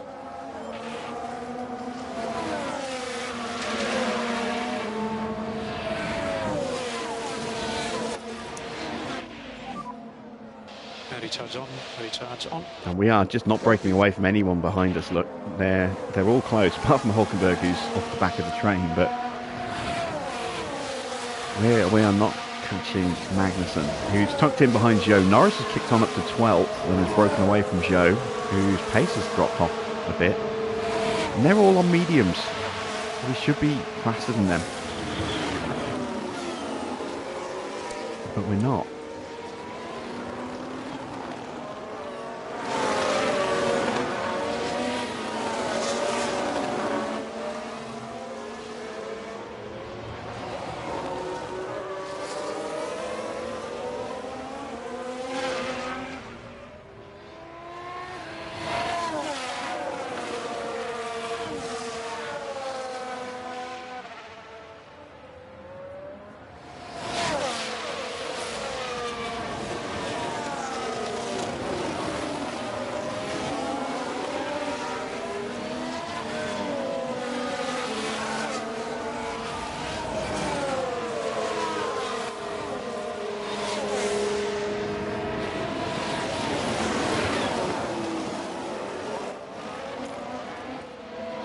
Lawson's confidence rebounding nicely because he is getting some defensive boosts in the braking zones.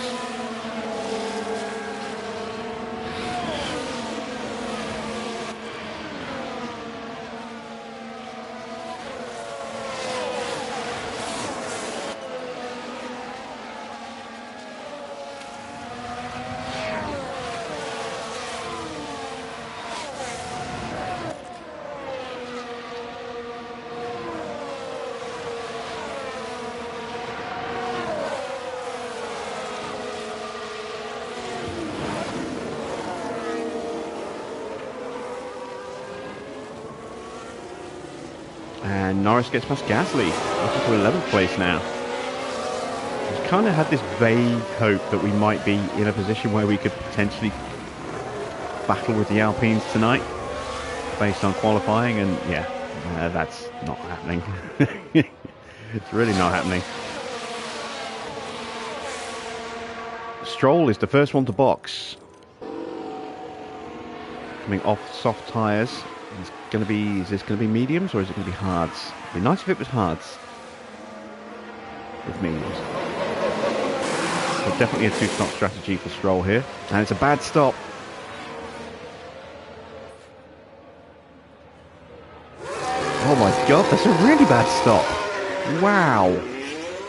How long was he stationary there for? The Aston Martin team standing by. And they just really struggle. It's not a smooth one. 4, 5, 6, 7, 8. That's like an 11-second pit stop there, give or take. Yeah, that's not good at all. And Tsunoda now throwing himself back into the fight behind us, getting past Bottas.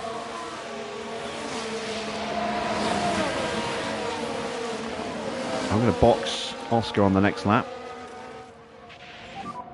Push. Copy.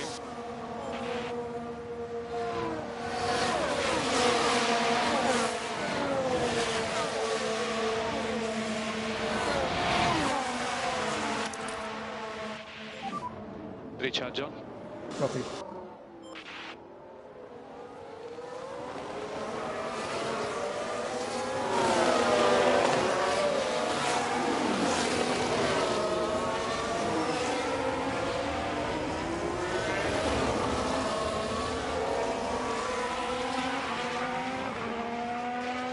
Yeah, there's definitely a queue behind Albon.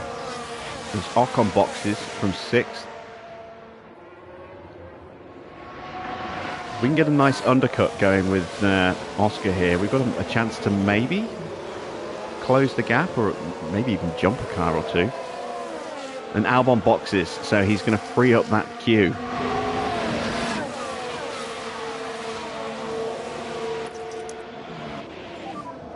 Charge on.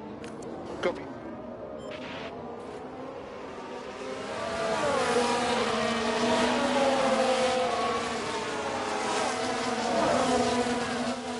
Stroll gets out in front of Albon, so he's not last anymore. But he's a long way behind Ocon.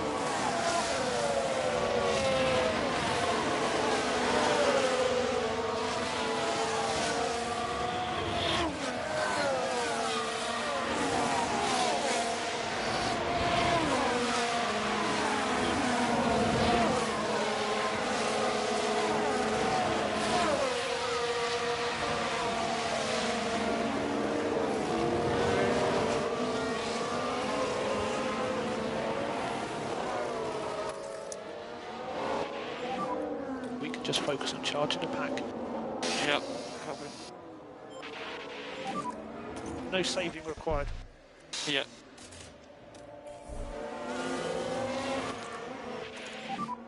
Box this lap. Copy. Box. There we go, and that's Lawson boxing on the next lap. And box, box, box. Yeah, copy box.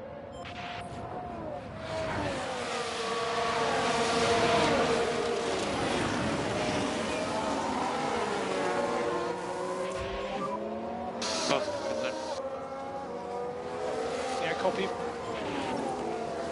And Schumacher comes in behind us. It's Now, an what issue for exactly Hamilton. happened there, Karun? So in comes Lewis Hamilton. And that left rear just doesn't want to go on. Tyre isn't tightened enough though.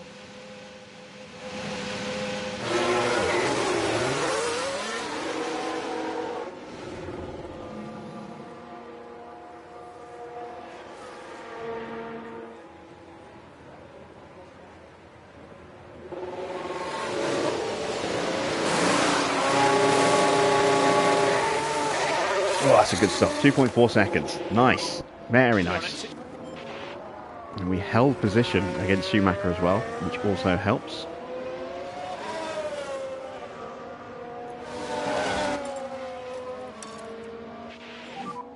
Back off now. Copy. Bring the pack up. Copy.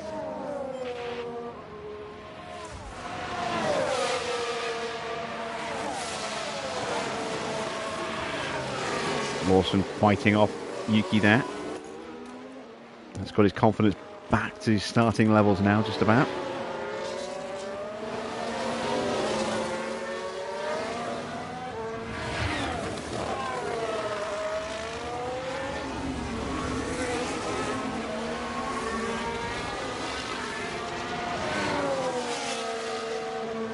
And he might get past here. Yeah, he will.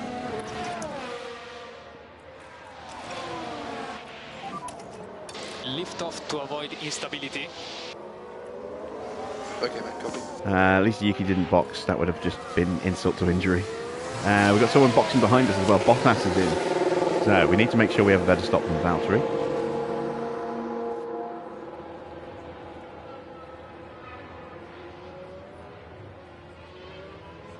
Looks like the Alpine mechanics are in the garage as well.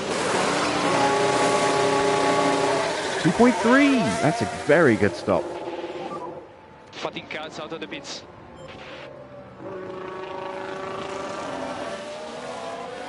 And we come out right behind Schumacher and Oscar. Recharge on. Copy.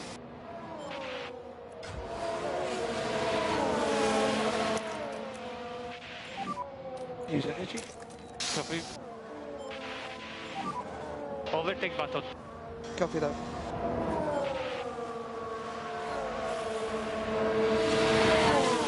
Alright, let's go for it.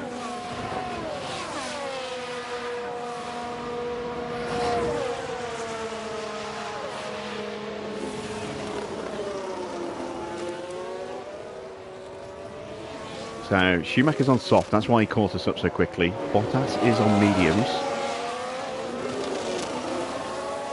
Albon, Stroll on mediums. Leclerc boxes. We're probably going to see Hulkenberg box this lap. Probably Yuki as well. Magnussen himself is not too far away from a stop. He's on 37% on his medium, so we might see him stop in another lap or two. Yep, Tsunoda and Hulkenberg both in.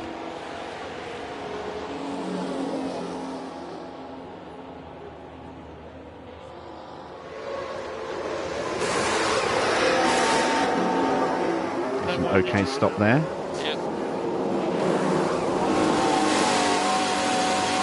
That's a clean but slow stop.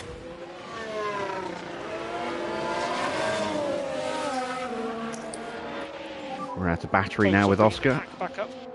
Yep. And we did stay ahead of Tsunoda.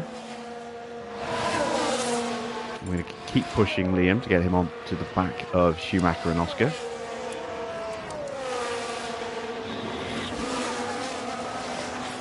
This could be a struggle, staying ahead of Schumacher. We didn't have any real performance on those softs, which suggests that we are going to struggle to stay ahead of soft drivers now we're on mediums.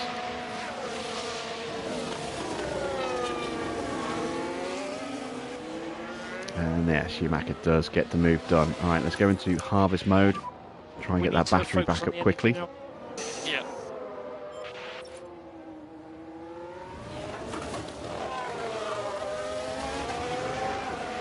Magnussen now into the pits.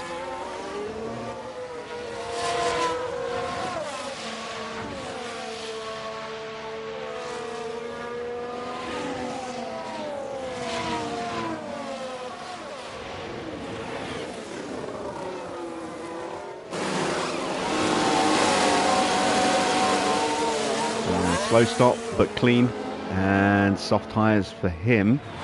It's probably going to come out just in front of Schumacher.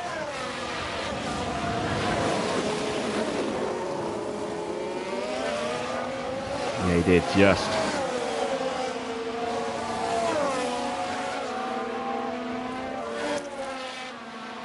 Lawson back in range now. Recharge on, recharge on. Okay, copy. Need to focus on getting the pack up. Copy. I stayed in harvest too long.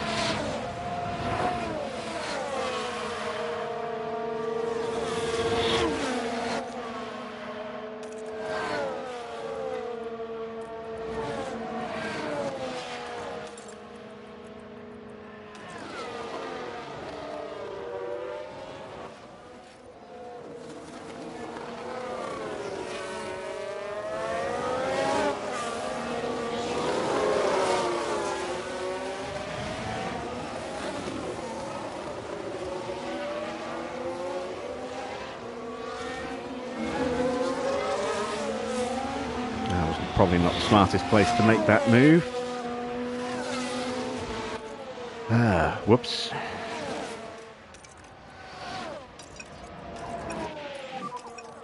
Back off, back off, back off.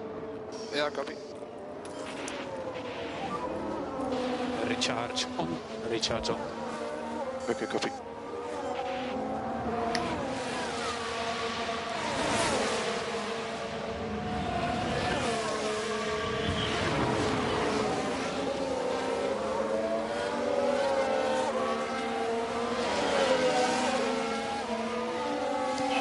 The end of the straight, not the beginning. To be fair, I did think they would make the move before they got to the straight, but they didn't.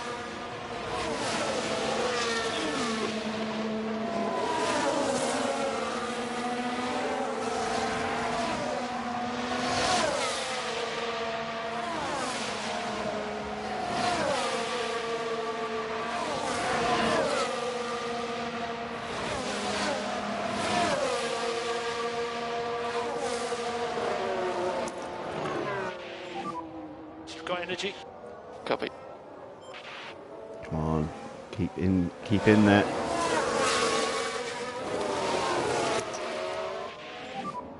Overtake button. Copy. Ah, god damn it. recharge on. Copy that.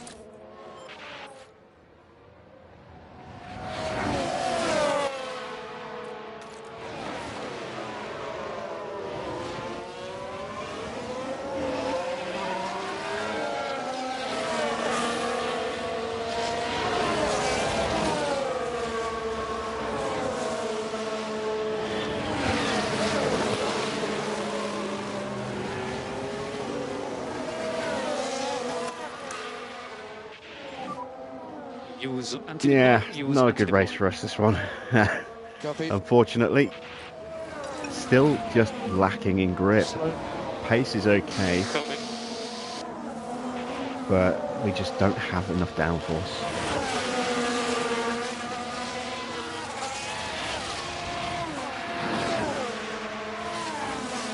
When I say pace, I mean, like, you know, speed. Our relative speed is okay, but, you know, without the downforce, we can't really hold positions.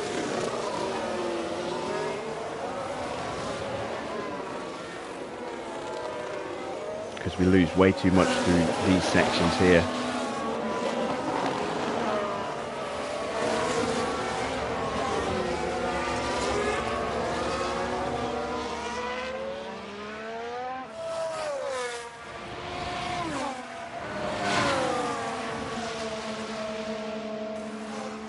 We're going to lose another place now to Valtteri. And Norris is in.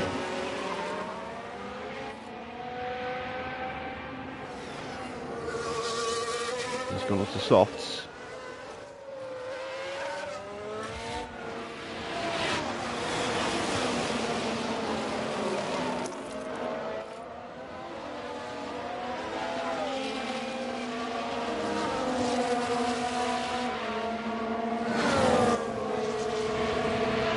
Not a good race. As always, I tend to get a little ahead of myself when I see how well we can do in qualifying, and then keep forgetting that we tend to qualify better than we do in race pace. That is certainly bearing out tonight.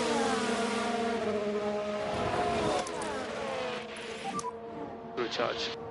Okay.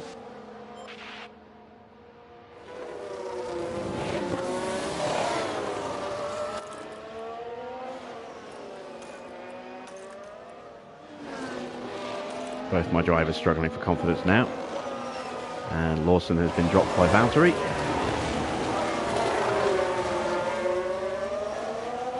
And Oscar's been dropped by Lawson.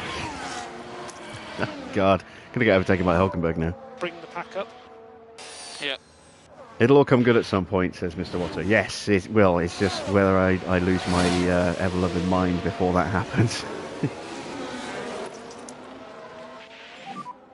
Charge on. Copy.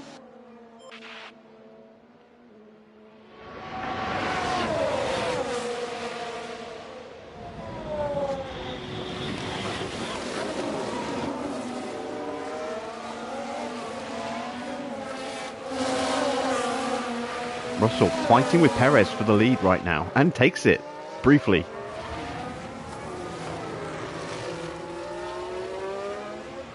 I think Perez will get the DRS here. Yes, he does. Ah, is that both Red Bulls going to gazump George here?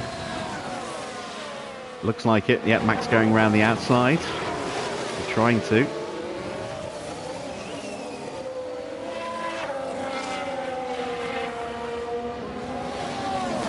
And George boxes. Oh, so that's why he was fighting for the lead, because he hadn't boxed. Okay, that's a one-stop strategy probably then for George.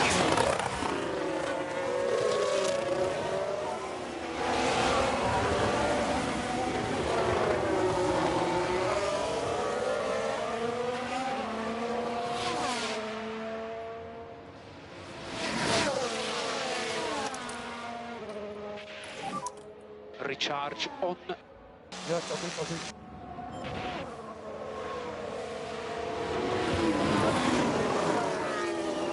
Yeah, this is why the one-stop doesn't work when you're in a car that is terrible like this, with drivers who are inexperienced, because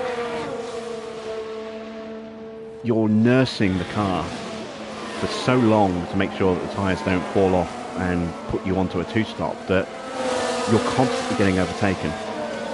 You know, you can't push the tyres at the start, so you get overtaken and you lose confidence, and you gradually start to build it up, and then all the cars that were in front of you box on a two-stop, come out behind you, overtake you again, and your confidence just goes right down again, which means your pace goes right down. And then you make your stop, you start to pick up a bit of pace, and you start to claw some space back and get that confidence level back up, and then all the other cars on the two-stop box again, get fresh rubber, come out behind you, pass you, and destroy your confidence once again.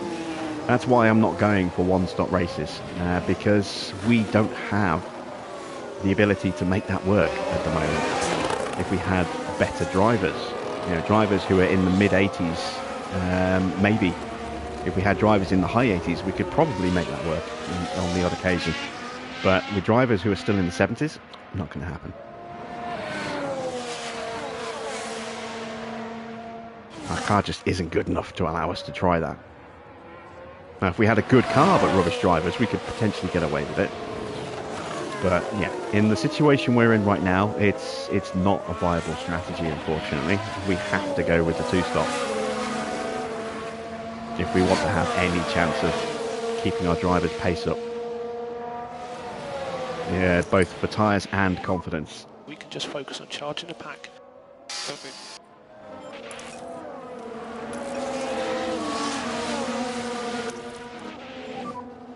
Recharge on, recharge on. Copy. So what I'm going to do here is I'm going to look at maybe extending our stint on these mediums a little bit by not pushing them. And then really pushing the softs hard in the final stint. See if we can maybe get some pace out of the car that way. But it's not looking good tonight. As long as I can get one of my cars into the top 15, I'll be okay with that.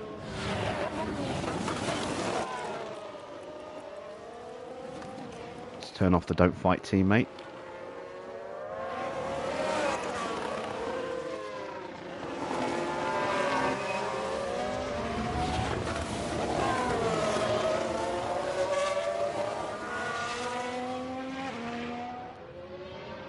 Joe and Perez both box.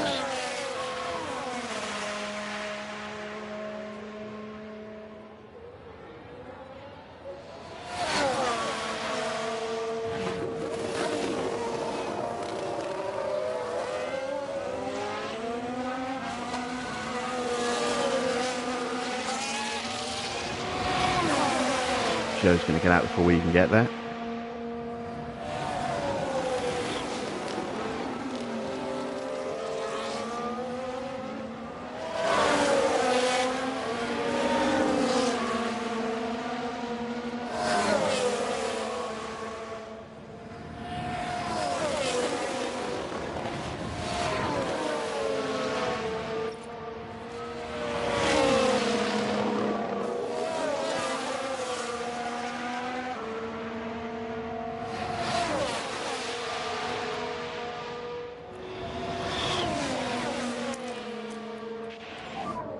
Use everything. Copy. Press and out overtake. Yeah, copy that.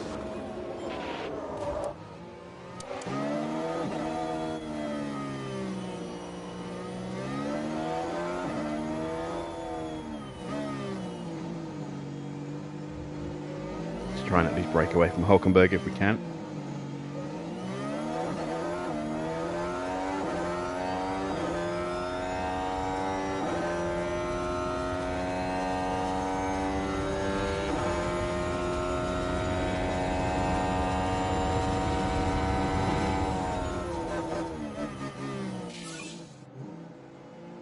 New fastest lap for Pierre Gasly, 30.6.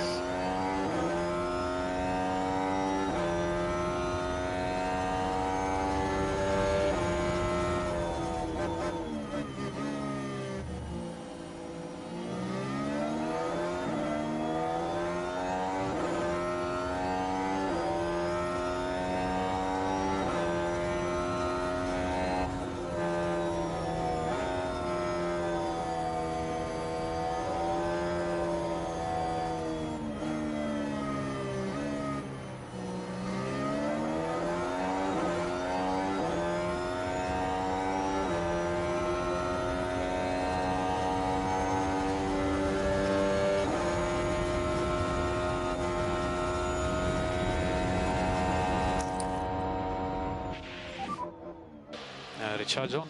Recharge on. Copy.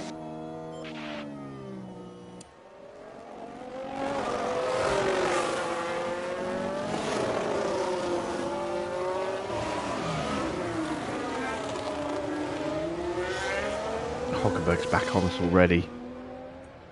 God, just our pace is off. I don't know why it's so far off. I mean, I didn't expect us to be fast here tonight, but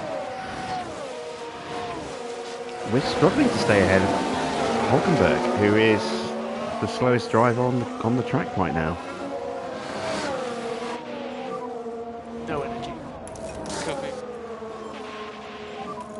We need to focus on the energy now. Yep.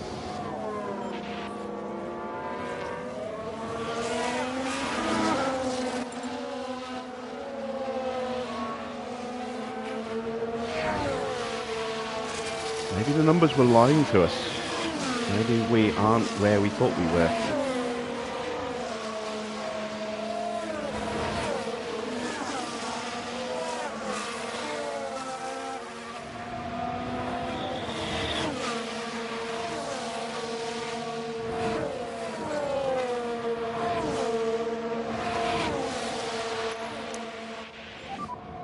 Charge on. Copy that.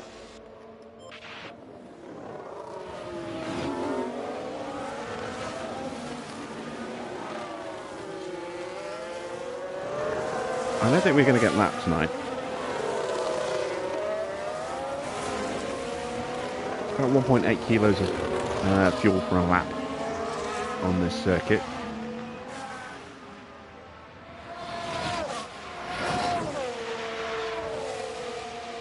And I think we're far enough ahead of Verstappen and Leclerc for them to not really be a threat to lapping us. Let's see, have they got to stop again? They have. Perez is going to the end, so I don't think Perez is going to win. Perez is on the hards to the end, but he is a second and pretty much an entire pit stop behind Verstappen and Leclerc, who will be going on to softs. So I think the fight for the win is between Verstappen and Leclerc tonight. I think Perez is fighting for third.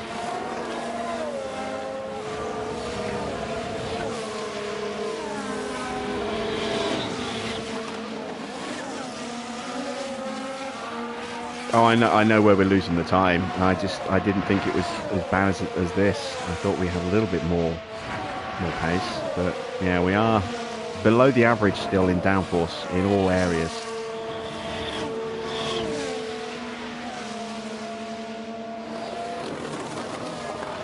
I thought we'd be at least a little bit more competitive with the cars around us than this tonight.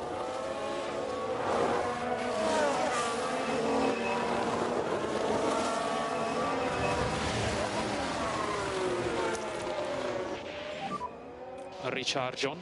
Recharge on. Copy.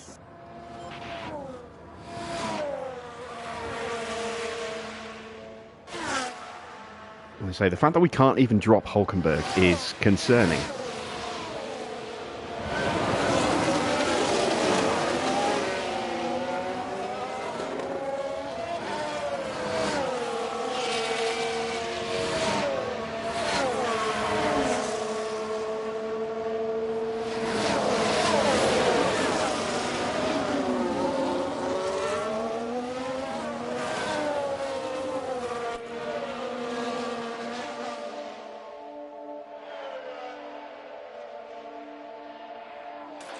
So the only other option now is just to get off these tyres early and just look after the softs and hope that that will do us a favour. But even that, I'm not sure will help us.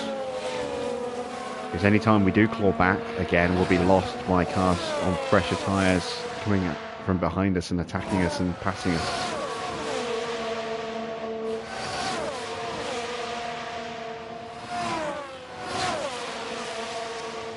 We need a well-timed safety car to rescue anything from this Grand Prix, I think.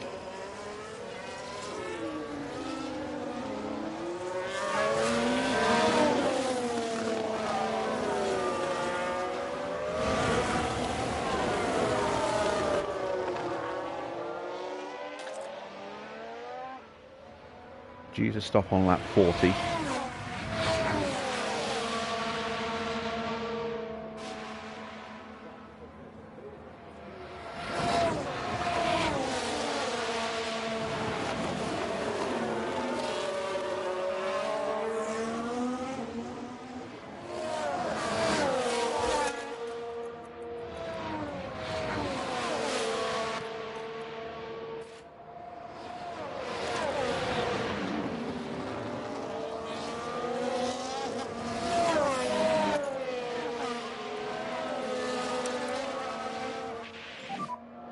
So let's push.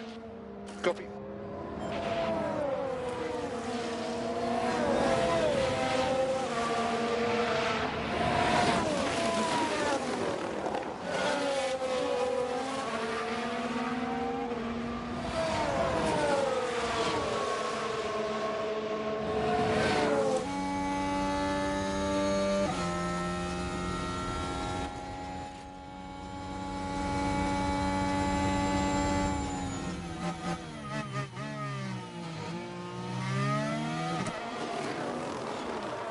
Right, we're going to push Lawson. See if Oscar can go with him.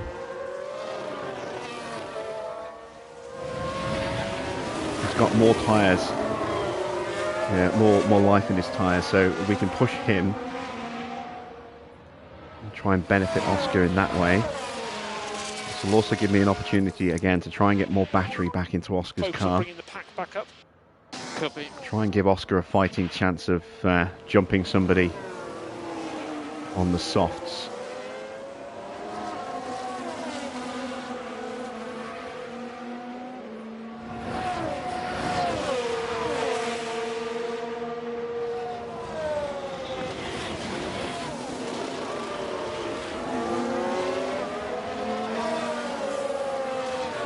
I am hopeful as well that some of the cars that stopped earlier on onto a set of softs will go onto a set of mediums for their final stint, like Schumacher, for example.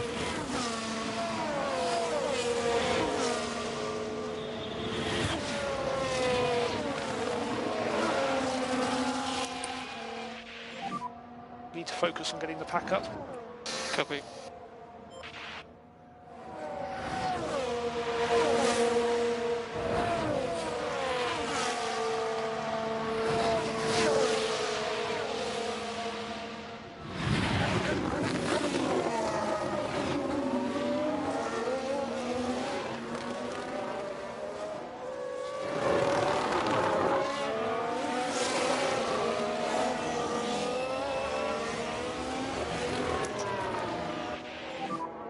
Use deploy as much as you can.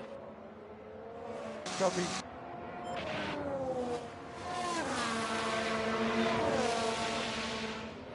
Schumacher's pace is dropping off quite significantly. His tyres must be done. Yeah, his tyres are almost done.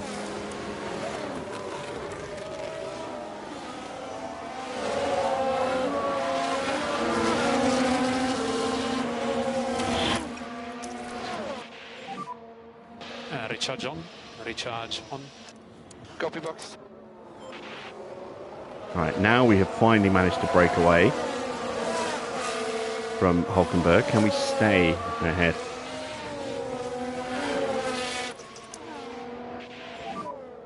Charge on. Okay, copy.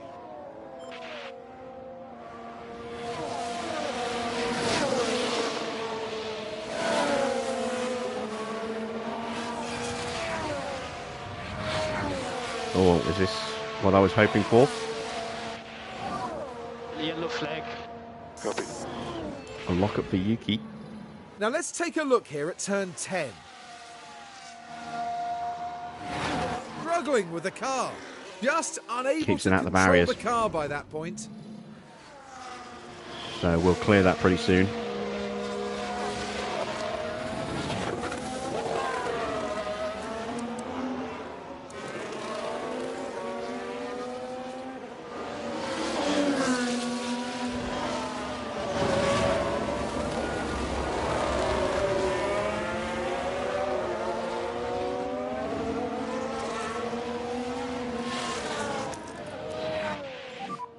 Use energy.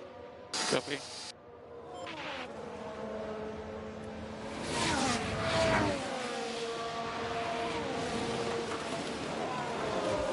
Is Schumacher going to box? I hope he doesn't. No, he doesn't. Good.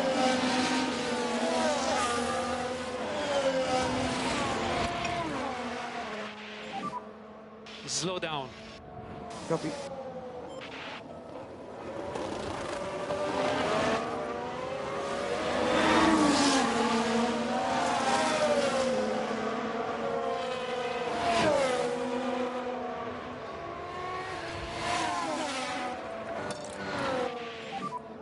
Push a bit more.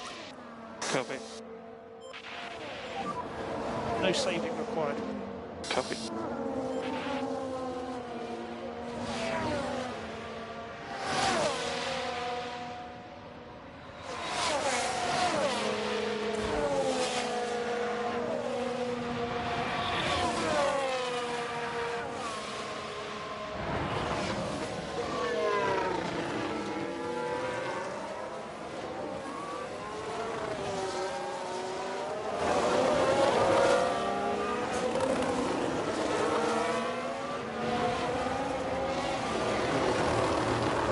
I realised I was muted as I was explaining what I'm doing there. I'm trying to bridge the gap between Schumacher and Piastri here, which is why I'm not pushing with Lawson yet.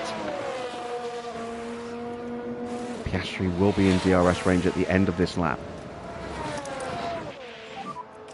Now we can look at making the move. Copy. Overtake button. Okay. No energy. Yeah. Copy.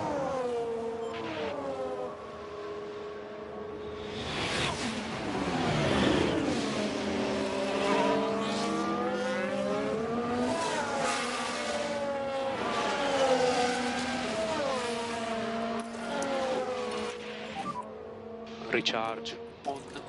Copy that.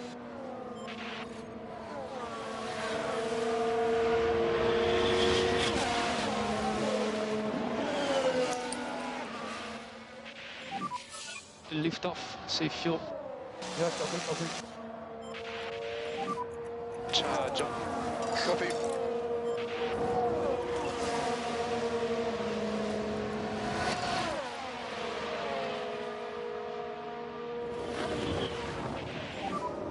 Let's get him.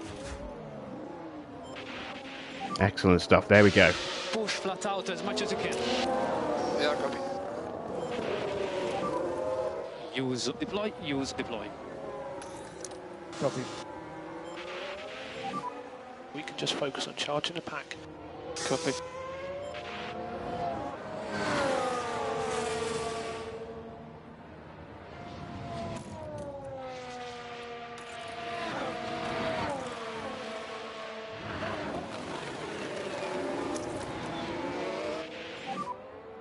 Recharge on. Okay, man, copy.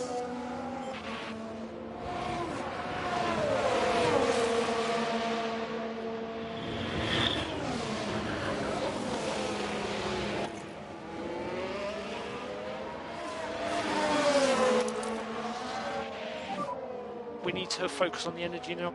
Copy.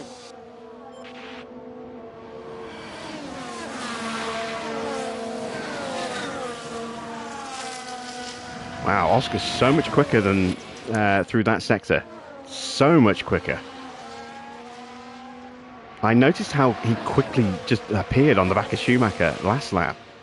That's where, you know, Oscar has the advantage, it would seem.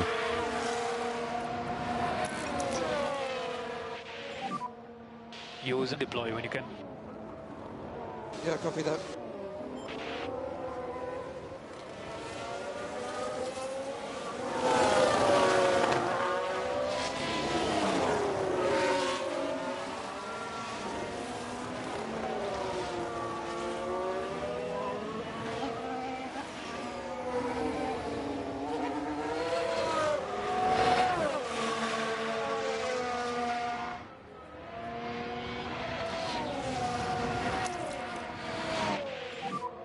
We go charge on.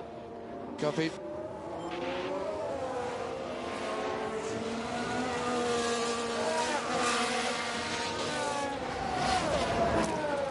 Pay attention to it on this lap as well. See if he does the same. Copy.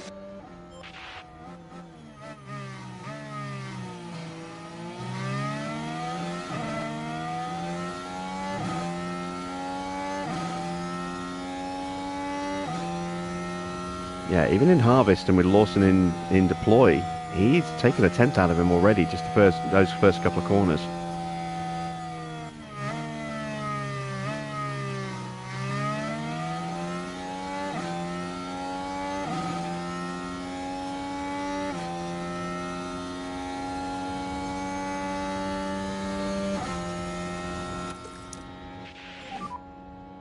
Charge on. Copy.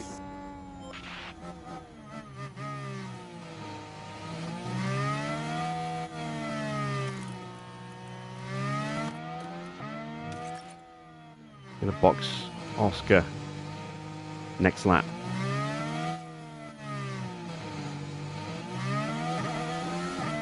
Want him to overtake Lawson before he boxes.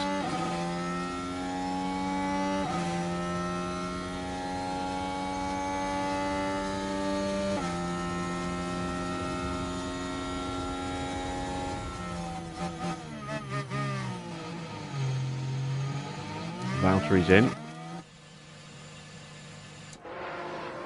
And that is soft tyres. That's not what I wanted to see. That's what I wanted to see though. The problem with the pit stop. Schumacher's coming in as well. This is probably going to be for softs as well. Charge is good. Copy.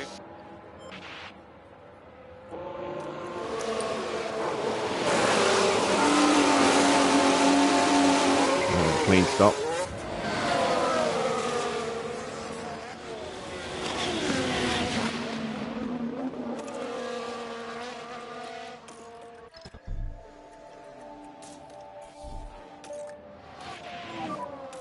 Box. Yeah, halfway the box.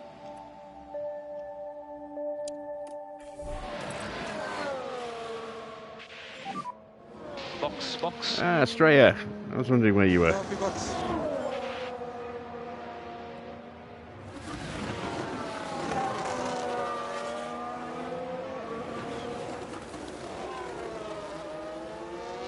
Ah, sorry for that. Straya, that's never good. Trust she's doing all right now.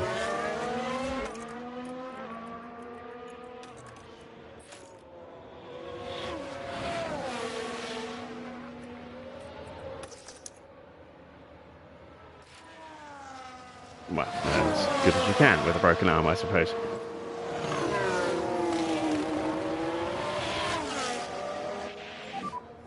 Oscar pit lane. Yeah, copy that.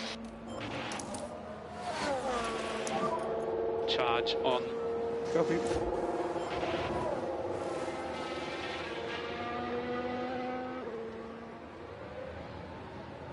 A sling.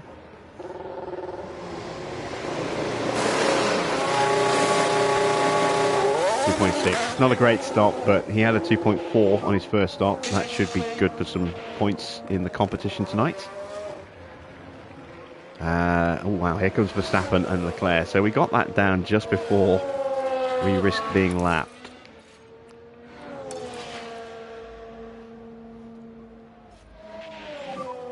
Back off in the high speed. Oh, Leclerc has boxed. No, so it's not Verstappen and Leclerc. It's Verstappen and Schumacher.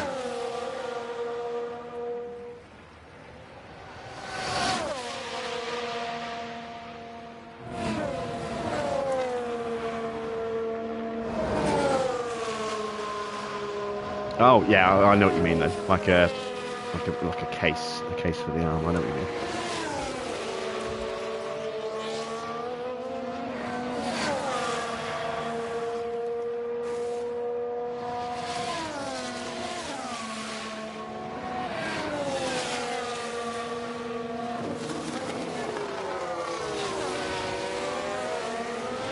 Our cast.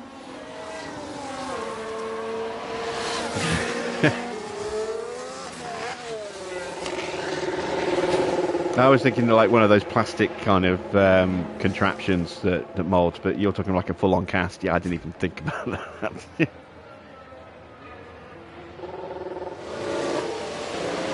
Oh, unless you've Yuki in his pit stop. That's a 2.7. Not a great stop for Lawson, but he had a 2.3 on his first stop. So again, good for points.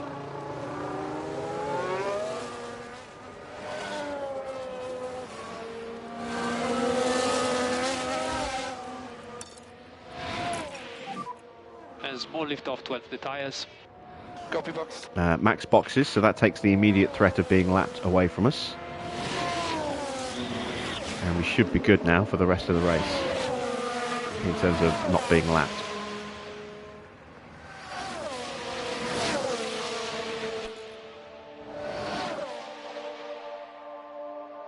So the question now is,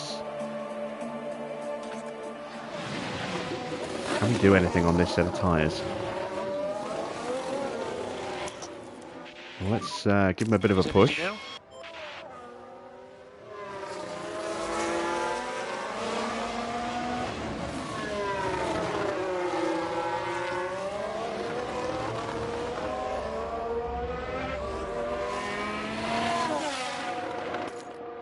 We have got Oscar into peak confidence just about. And we should now start setting some personal best sectors as well. Now they're on brand new softs with fuel at the lowest it's been. And with a full battery on deployment as well.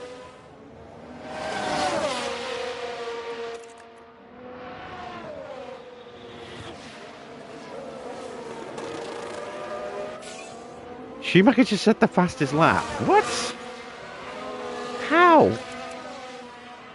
How did Schumacher just set the fastest lap? What planet are we living on? I'm not even going to try and beat it because, yeah, Max is going to destroy that at some point, I would think, now that he's on softs.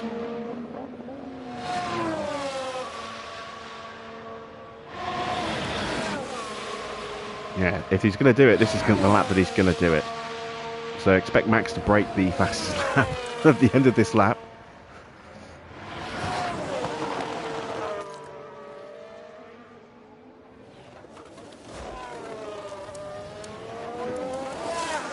Yuki's on softs. Again, we've got to wait and see what he does when he crosses the line. Although Stroll's just beaten it already with a 130.1, but...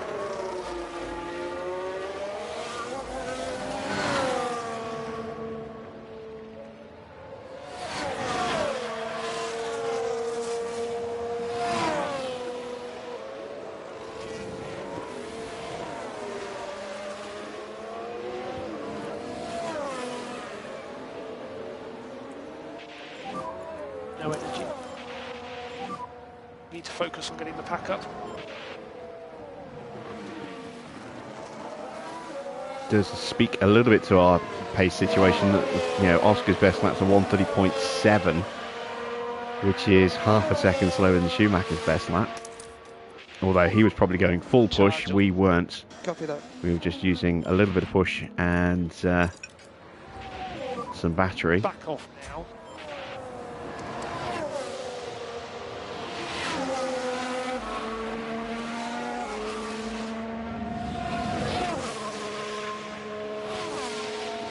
His dad was driving the car, not him.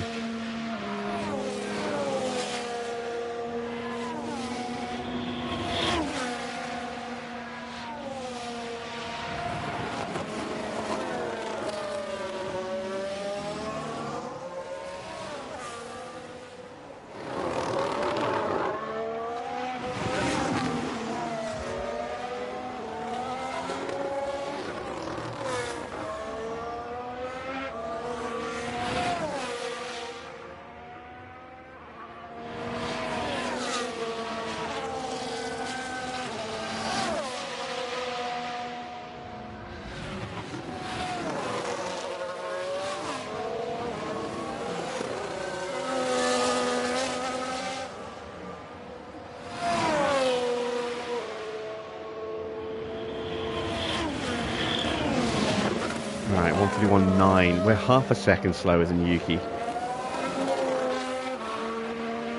And this is a driver who's in peak confidence. I don't know if that's Yuki pushing. I don't think it is, given that pace. I think that's just how much slower we are.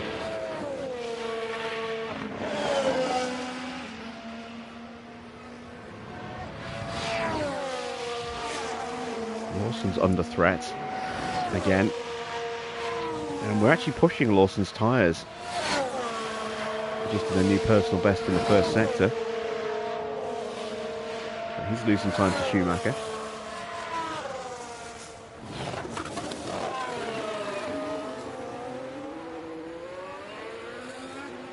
Yeah, we are in real trouble. Because I would say we probably put more upgrades on our car than the teams around us, and we are not getting the gains that we should be getting. Yellow flag. Crash ahead, crash ahead. Still maybe debris, keep an eye. Now we're watching Carlos Sainz here. Ooh, Sainz and Albon. You can see how tight it is. No, that's and not the Albon. contact between the cars, inevitable. That's Zhou. I imagine their confidence will have taken a knock. It's not going the way the team had hoped.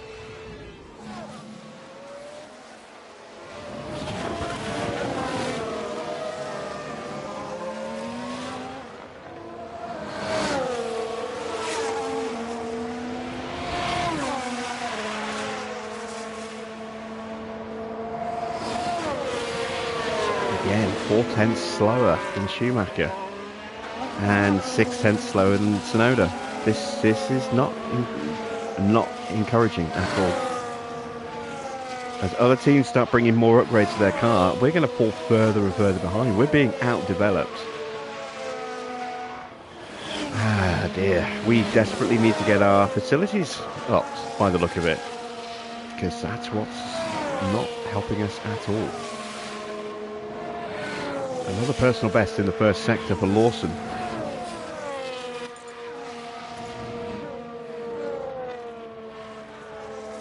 Our car is good through the first sector.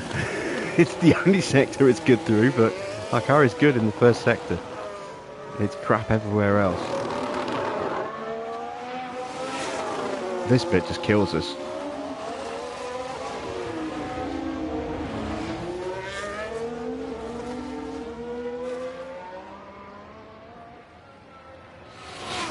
Tsunoda's past Hulkenberg, who is not lapping well. What happened to Hulkenberg? Oh, he hasn't stopped yet. Alright, well, he's going to come out way behind us. There we go, that's Oscar going through there. That's Lawson. That's Schumacher.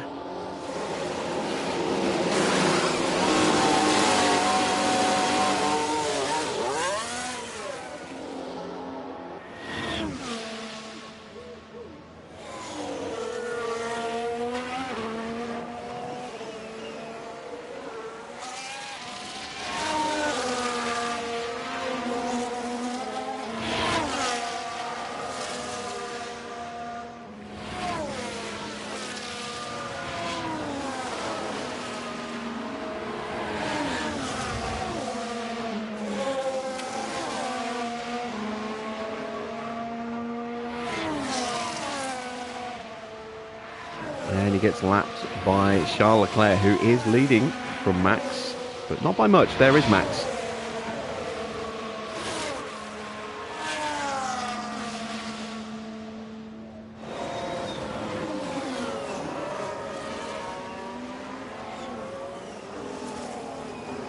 Oh, and this is bad for Verstappen here. He's losing time quite badly.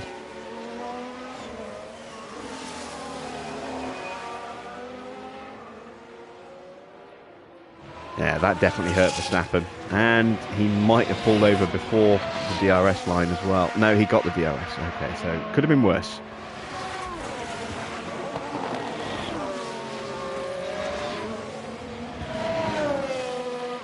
Stroll still has the fastest lap, and I'm kind of wondering if we might be able to... Well, actually, there's no point going for it because we did not take it on as an objective. We're not getting in the top 15 tonight. That is pretty much a given, I think.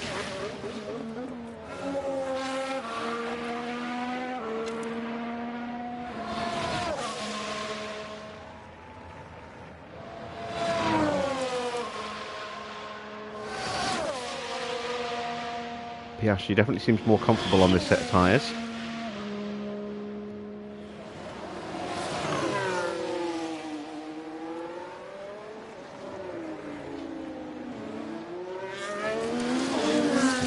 pace.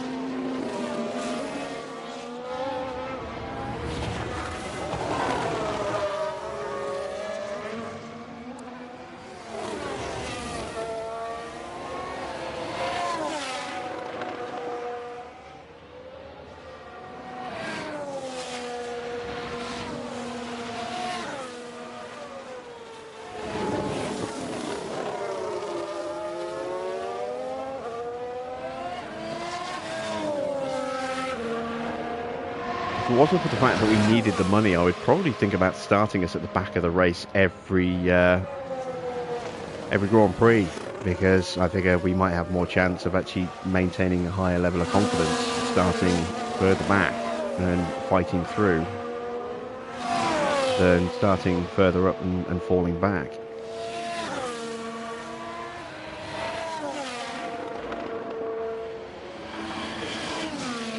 We need the money from the objectives, even if it's not by much, even if it's only a couple of $100,000 across the weekend. It's a couple of $100,000.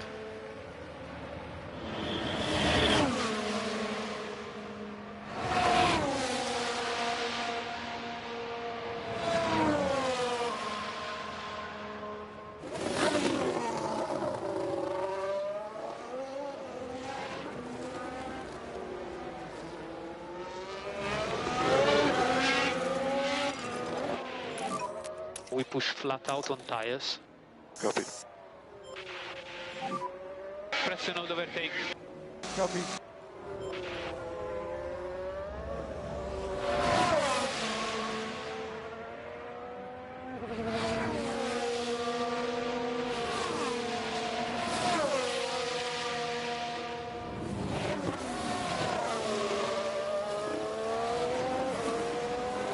I know we got lucky to get points in Baku, but we had some performance, and I hope that was going to kickstart our season. Not the case. We've taken a step backwards here.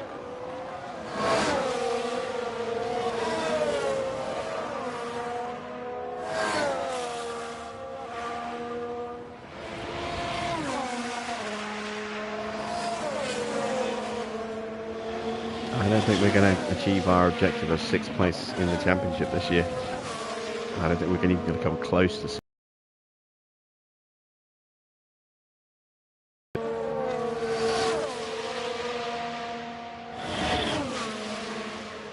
Given that I'm going to fail that objective, and we're almost certainly going to fail the finishing the points in 12 races objective as well,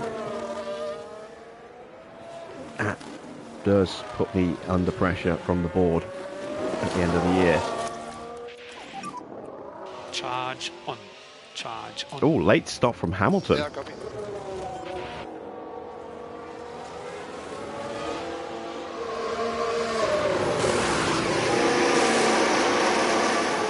Not a great stop. I mean, it's clean, but it wasn't amazingly quick, but it's going to drop him out the points. He's going to be on soft tyres. He's got a chance of taking the fastest lap here, but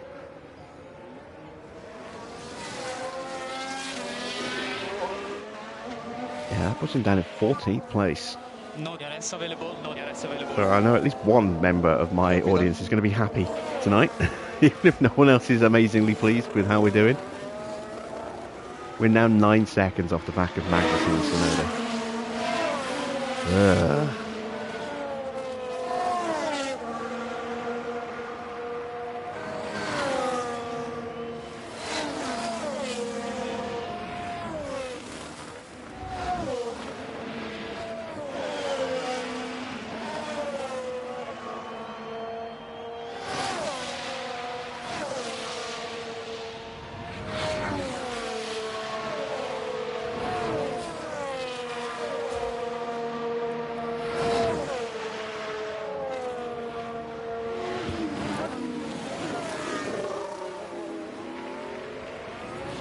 Still holding out hope that we'll have a double retirement from someone other than us.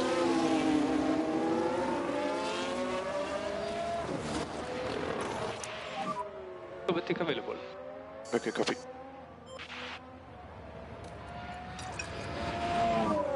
We need to protect the front tires. Copy.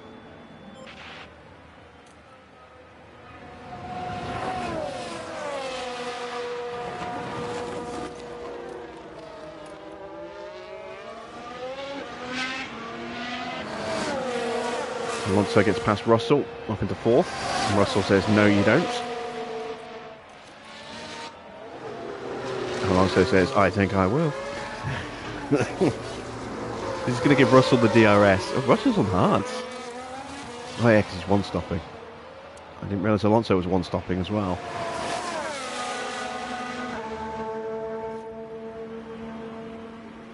Verstappen has now set the fastest lap and is right on the back of Charles Leclerc. With better tyres as well, and it's Max in a Red Bull. So you've got to probably give this one to Max. I think he's going to be the one to take the lead. Perez is pretty much guaranteed third, I think. I don't think Alonso's going to be able to hunt him down. Norris in sixth place, although he's fighting off Ocon. Got better tyres, quicker tyres. He could well hold on there. Sainz now past Joe, up into 10th. But he's not safe by any stretch of the imagination.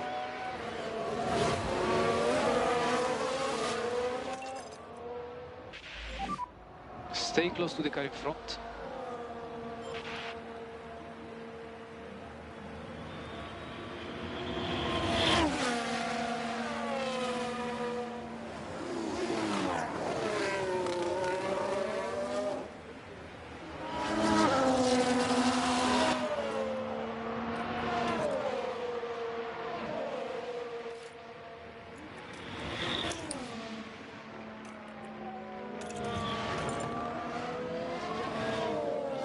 Six laps to go. Charge on. Charge on. Copy.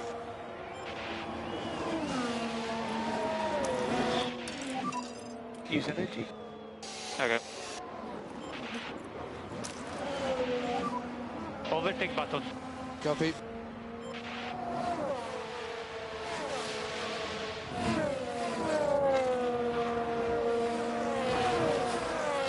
Can I make up 0.8 in development quickly? 0.8 what? Seconds? No.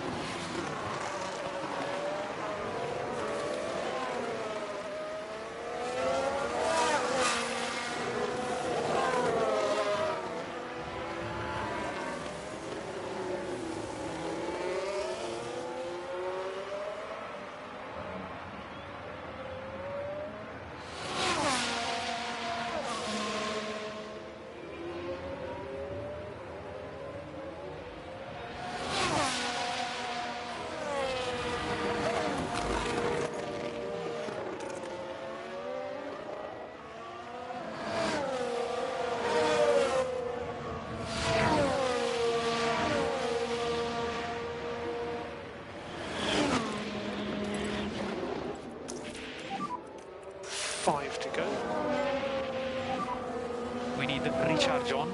Recharge on. Yeah, copy that. In the end, we did have pace over Schumacher and Hulkenberg, but not Magnussen.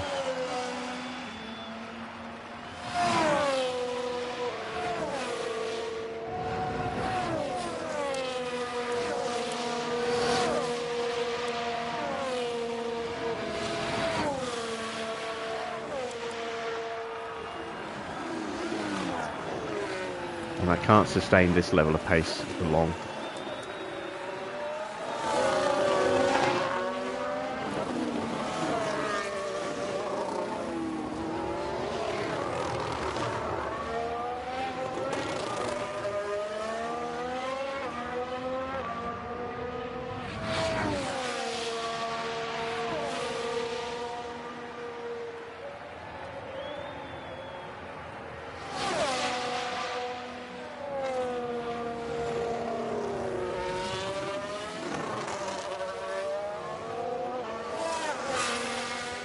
Yeah, in all the seasons we've had with this game and the previous one, this has by far been the hardest season so far.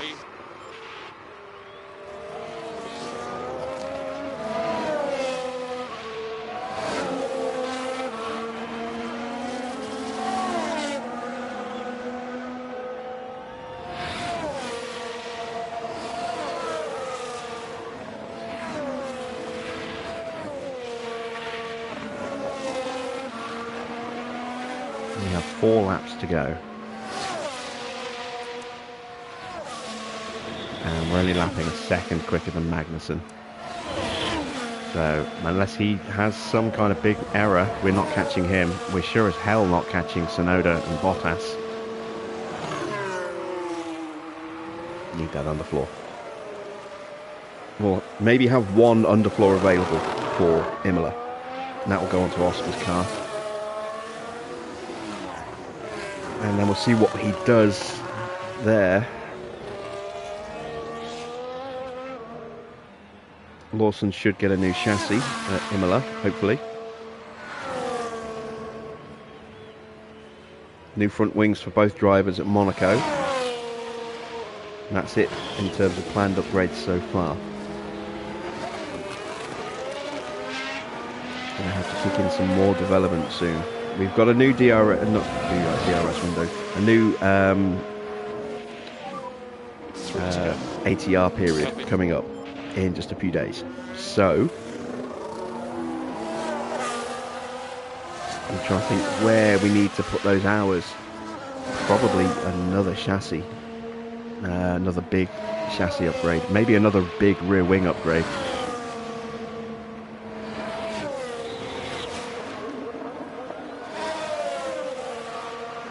Depends how much we're going to gain with the underfloor, I suppose.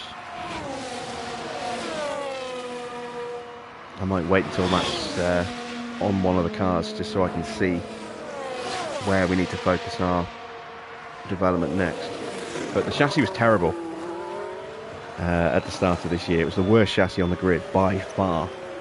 So, you know, we absolutely had to do a better chassis, which we've done. But we may well need to do another monster chassis. Right, Lawson needs to kill his tyres now, or else he's not going to make it. So we need to back off. Yeah, copy. Oscar, I can keep pushing. He's got the gap down to 5 seconds. What's going on with Magnussen? Very slow lap on that last lap. Could I actually catch Magnussen in the last 2 laps? If he keeps dropping pace like that, maybe. Maybe. I'm guessing he had fuel saving to do.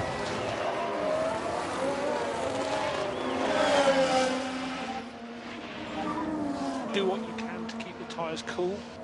Yep, copy.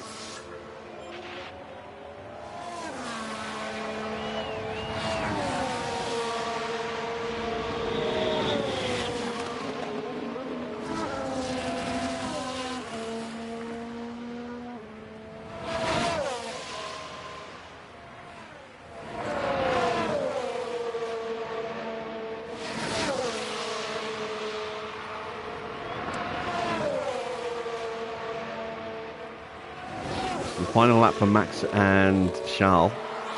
Max now 1.5 seconds clear and on his way to victory. But we've still got one more to go after this. The gap is coming down to Magnussen, but it's not coming down quick enough. We've got very little left in the way of tyres. Magnussen's still lapping very slow.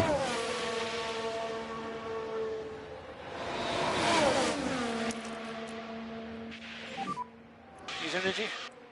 Copy. Save fuel.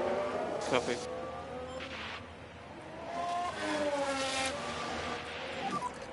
No saving required.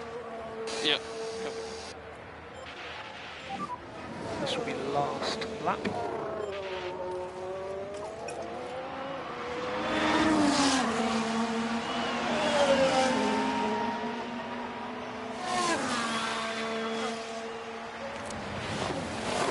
Yeah, 1.8 seconds faster on the previous lap, same Max as before. Verstappen But it's over just the he's that finish little bit line too far ahead. and today's winner. If I can get into DRS on the back straight, I might be able to get him into the final sector. It's whether or not I can get into DRS range, which is why I'm just dumping my battery now, trying to get in range.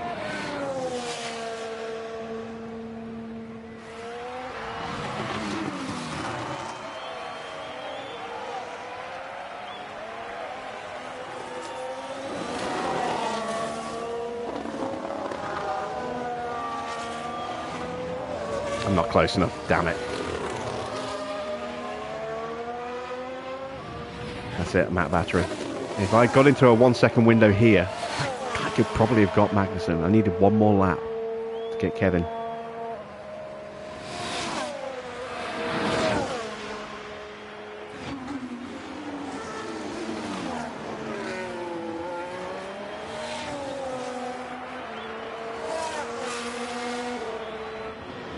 Maybe I'm being too conservative with tyres. Maybe I need to start pushing tyres harder sooner. Let's check the flag.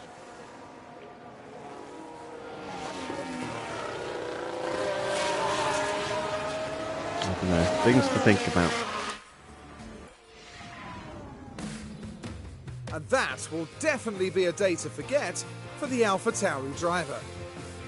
Well, I think most people expected them to really deliver here, but it's a disappointing finish outside the points.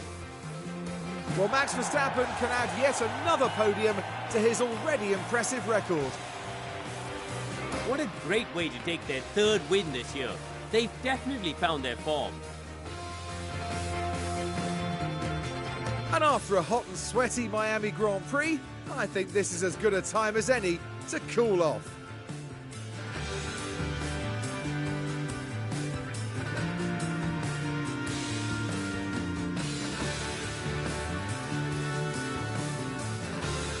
And down there in the Alpha Tauri garage, Karun, what would they be making of that race, do you think?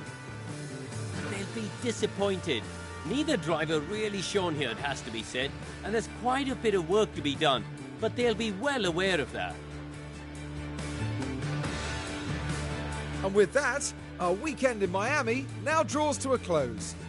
Now the teams will be looking ahead to Imola, where the season progresses with the Emilia-Romagna Grand Prix. Get ready for some fierce competition. So, confirmation of the final result then. Max takes the win from Charles Leclerc, gets the fastest lap as well, and with Checo climbing up to third, has really stretched his lead in the championship. A good recovery race from Alonso. He had that three-place penalty at the start as well, don't forget. So, yeah, gaining 5 places, back up to 4th place, ahead of Russell. Ocon with a good result, up 5 places. Norris up 7 places. Disappointing race for Sainz. Zhou dropping down to 10th, but hanging in for the final point, ahead of Gasly. Only just, look at that, less than 0.3 of a second. Hamilton, bad race for him, down 9 places. Part of that was down to a bad pit stop on his first stop, and then a very late stop on his second stop. Albon down 3, Tsunoda up 4, Bottas up 2, and then our drivers down 4 and 3. Not a good weekend for us at all, but we did avoid getting lapped, so, you know, baby steps, you know. 122 points is the new points total for Max Verstappen, who takes maximum points this weekend. He now has a 33-point gap over Sergio Perez. And Charles Leclerc up to 3rd in the standings with that 2nd place, jumping ahead of Stroll by 3 points. Stroll is down 1 to 4th, loses a little bit of ground to George, who stays where he is in 5th. That's 9 points to gap now. Alonso jumping Sainz and is now 3 points ahead of him. Norris up a place as well, moving over Hamilton, who failed to score. Ocon gaining some good points. He's now 3 points behind Lewis. And once again, swapping places with his teammate. We're going to constantly see this while they're both at the same team. And then a bit further down, Zhou Guanyu jumps ahead of Alex Albon by a point.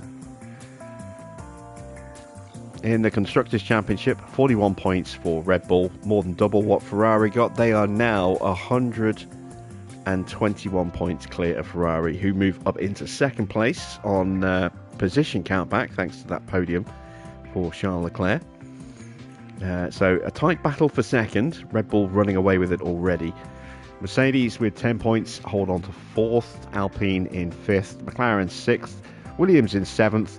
We're in 8th still and falling further behind, and it's Haas and Alpha still yet to score. Let's see how we did though in the pit stop competitions. We had a 2.4 second stop for Oscar and a 2.3 second stop for Liam. Liam's was the quickest stop. Oscar was in 4th place. So some strong points for us there. Max in 2nd, Sonoda 3rd.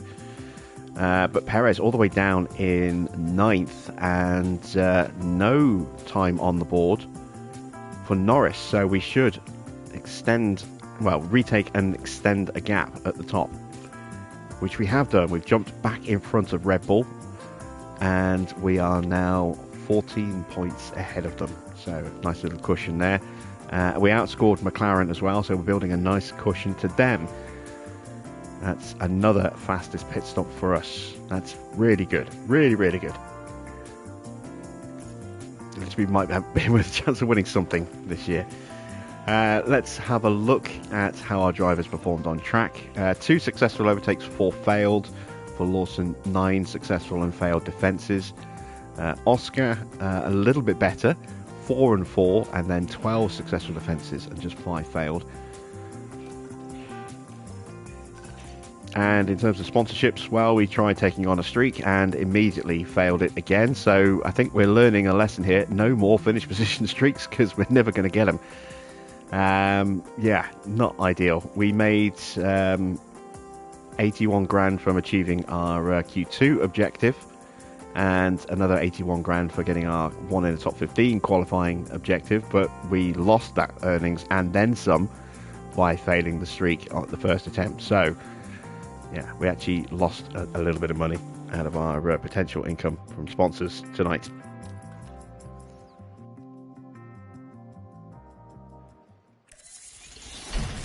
Right, spare rear wings are done.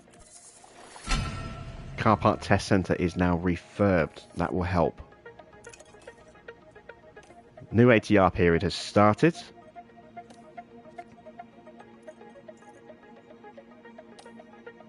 Let's go to car setup and use that to shortcut here. Swap out that underfloor. Let's have a look. We need to start work on those underfloors into the manufacturing. Take 8 days. Imola is 11 days away. What if I rushed? I could get one on each car, but I can't really afford the extra expense. Otherwise it just takes money away from what we can spend elsewhere. It's going to give us a little bit extra in our performance. Those numbers aren't right, I don't think, because other cars will have got bits that need to be replaced. Let's go with 3 underfloors for now. I've got 2.2 mil. Can't really afford to do anything else intense now, I don't think. So let's have a look at doing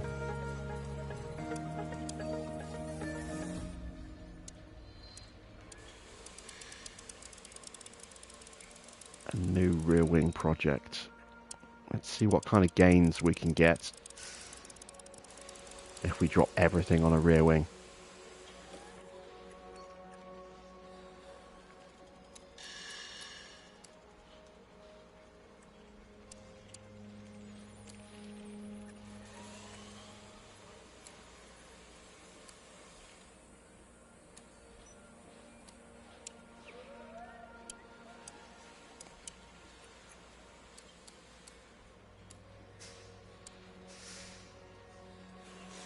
Not massive.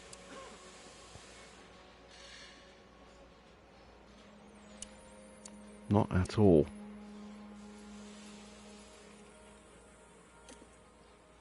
Let's take a look at the chassis. We've got the potential for big gains here.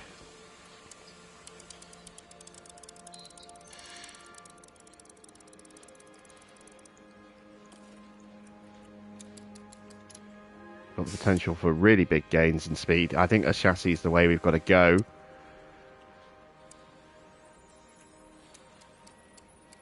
I could even really push the airflow up and still get some gains.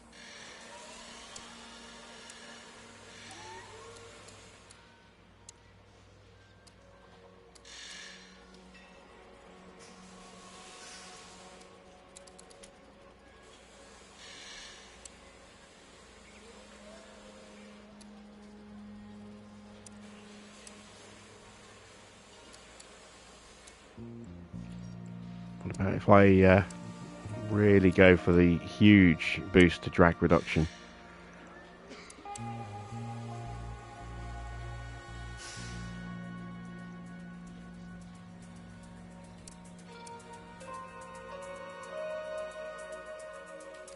Can I squeeze a 20% out without sacrificing too much elsewhere?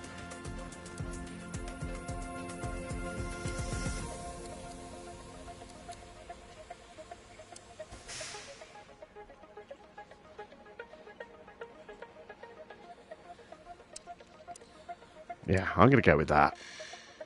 We're going to sacrifice the potential gains in engine cooling for big gains in, massive gains in drag reduction. And we'll sacrifice a little bit of airflow gaining as well.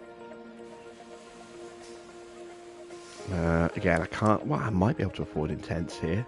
I can. Ooh, okay. If I do that, I can't really afford anything else. So I'm just gonna play this safe. I'm gonna go normal. Let's see. How long will this take? 30 days. I want this before Montreal, if possible. So let's go 25 days. That'll give me a chance to at least get one of them out, maybe two.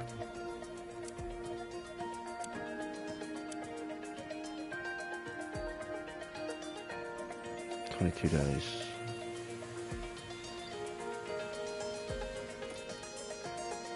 Not going to get one for Barcelona.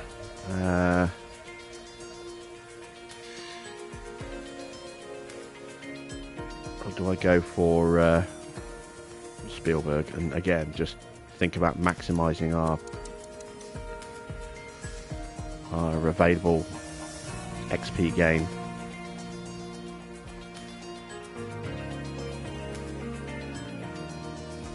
I'll do that because I'll be able to get one in time for Montreal, and then we'll have, a couple of spares we'll have two more by the time we get to Spielberg. So we'll have, a spare going into another sprint weekend.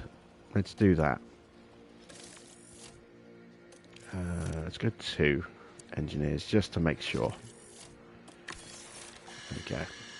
So I've now got 1.5 mil left, and I'm going to go ahead and do another rear wing anyway, I think.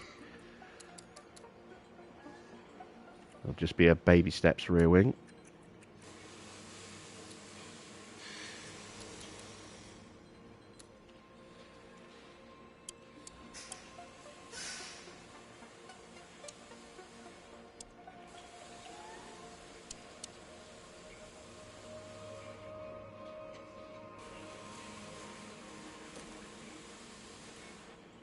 And this we want... Oh, no, not yet.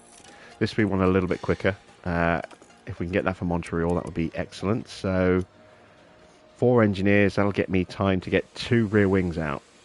One for each car. So, yeah. There we go. Right, we're skinned. We've got 66 grand in the bank. Which is nothing. We've got 11 days to the next Grand Prix. Please tell me I did actually go ahead and start building those underfloors. Yes, I did. Thank God for that. Panicking for a second then. It's the 29th of April. We're about to get some more money as well. So we can now start looking at facilities a little bit, perhaps.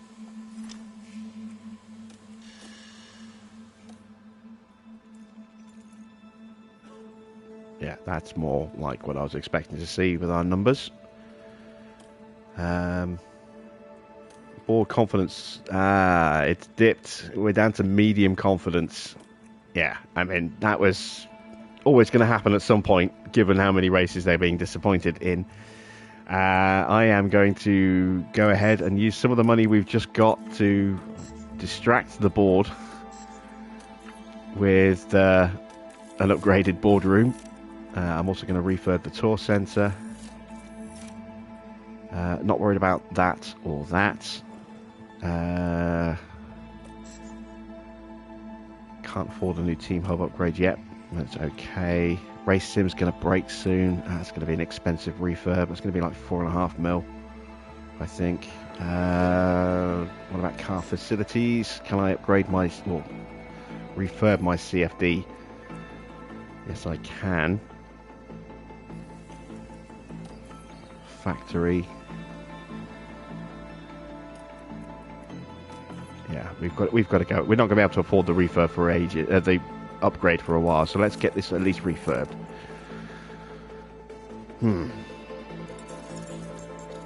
Just kind of treading water there, unfortunately. Right, April in F1. Alpine have upgraded their weather centre. Ooh, nice for them. Spotlight on Mercedes. They are below where they expected to see. Yeah, they are not having a great season at the moment. Driver development updates. Let's take a look-see. We're getting 2 points in cornering for Oscar there, and a point in braking, and the other way round for Lawson. He gets a point in cornering and 2 points in braking. So both drivers improving their pace stats nicely there, and a point in cornering and a point in braking for Enzo, who is probably never going to get back in the car, unfortunately for him. But, again, we can maybe get him in a position where he might be able to find a drive somewhere else. Let's get our pit crew planned out for the next month. At least we're getting something right this season.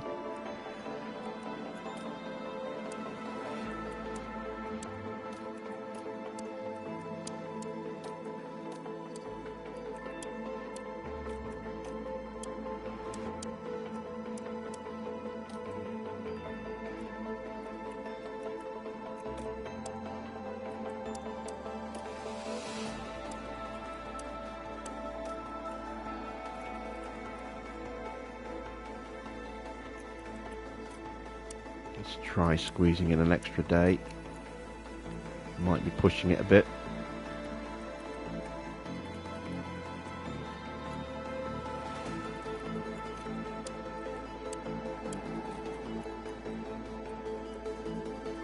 Yeah, it is pushing it a bit. Alright, let's take that day out.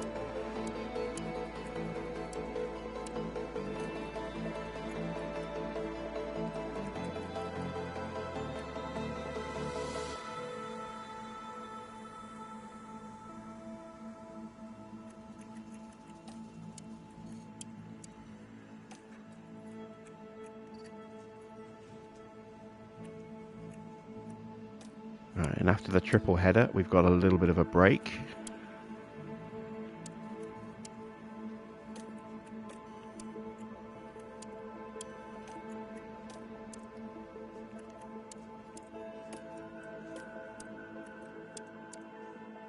There we go. So, quite a hectic month in terms of race schedule, which is why we're not going to get any real gains over the month, but we can at least keep them reasonably good in terms of their time. You can see we've got our chance of a mistake down overall now to just under 11%, which was like 13.5 at the start of the season. So we are improving their overall ability. Car building hasn't really improved this season so far. Pit stop times have improved a little bit, and we are starting to get some 2.3 second stops already. So yeah, we should be able to keep bringing that down as the season progresses. Down to just 500,000 again. Let's advance some time.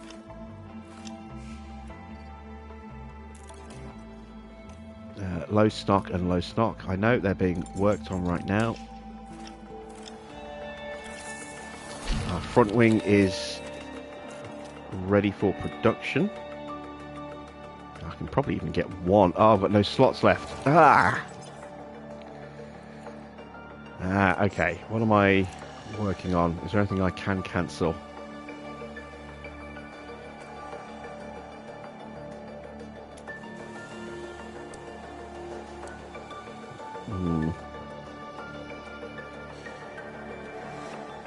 I could cancel an extra side pod.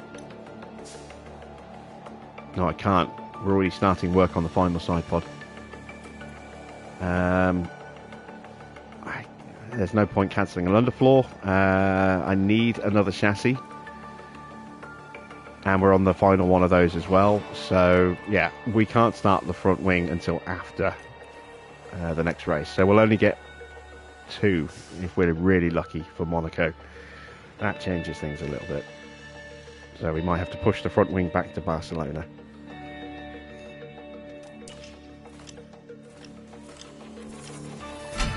Right, tour center refurb is done.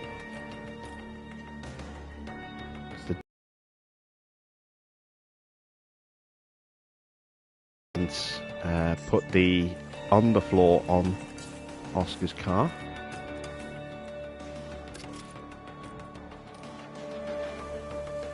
And let's have a look.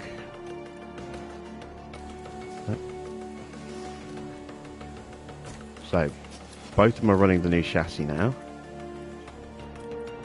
Both running the new rear wing. Both running the new side pods. Oscar's got the brand new underfloor. And they're both both on the new suspension. So let's take a look and see how Oscar's car is looking now.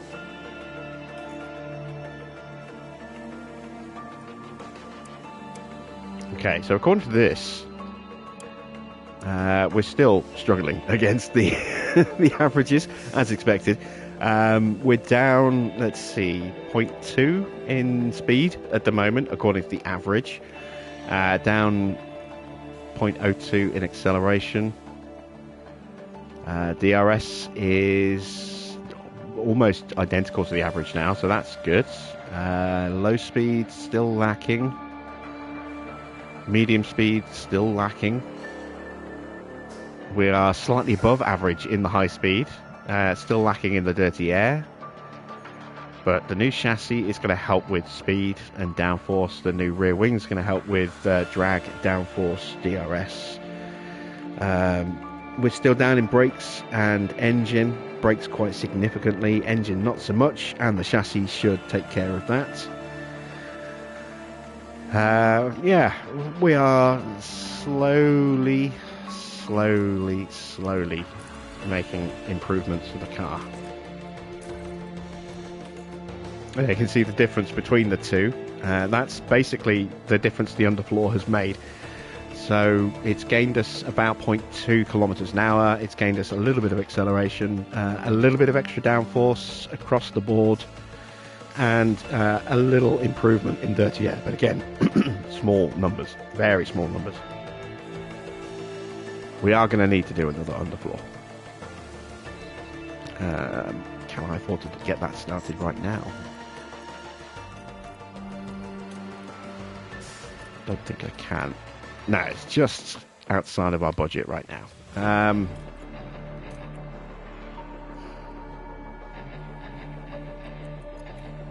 What about another suspension?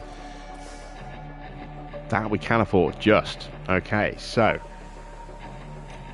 let's see. What gains would that give us?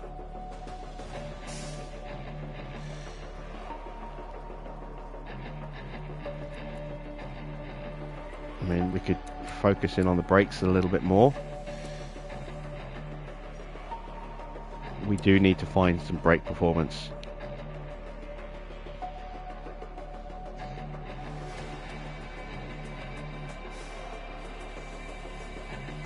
That would do very little elsewhere on the car, but it would certainly help us with brake cooling, which is the worst on the grid by a significant margin.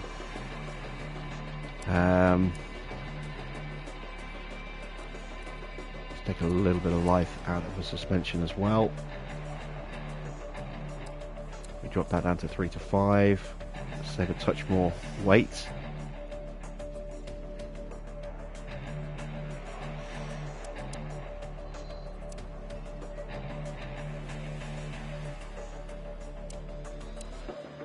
Yeah, we've got to do what we can here.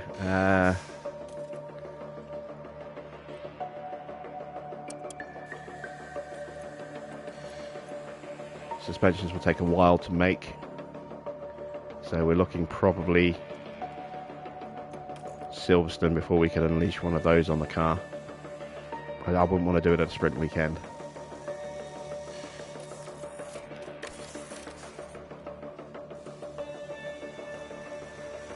Alright, that is it for tonight. For the week, we will be back on Monday with round 6, heading to our first ATA weekend in Imola.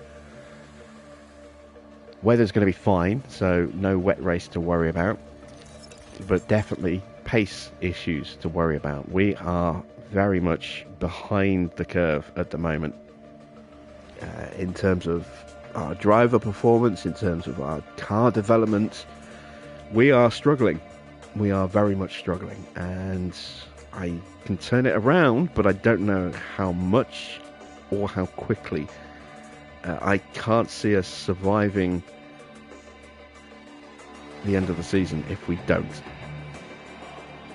The board are starting to lose patience with us, as is evidenced by the fact that their high confidence has dipped to medium.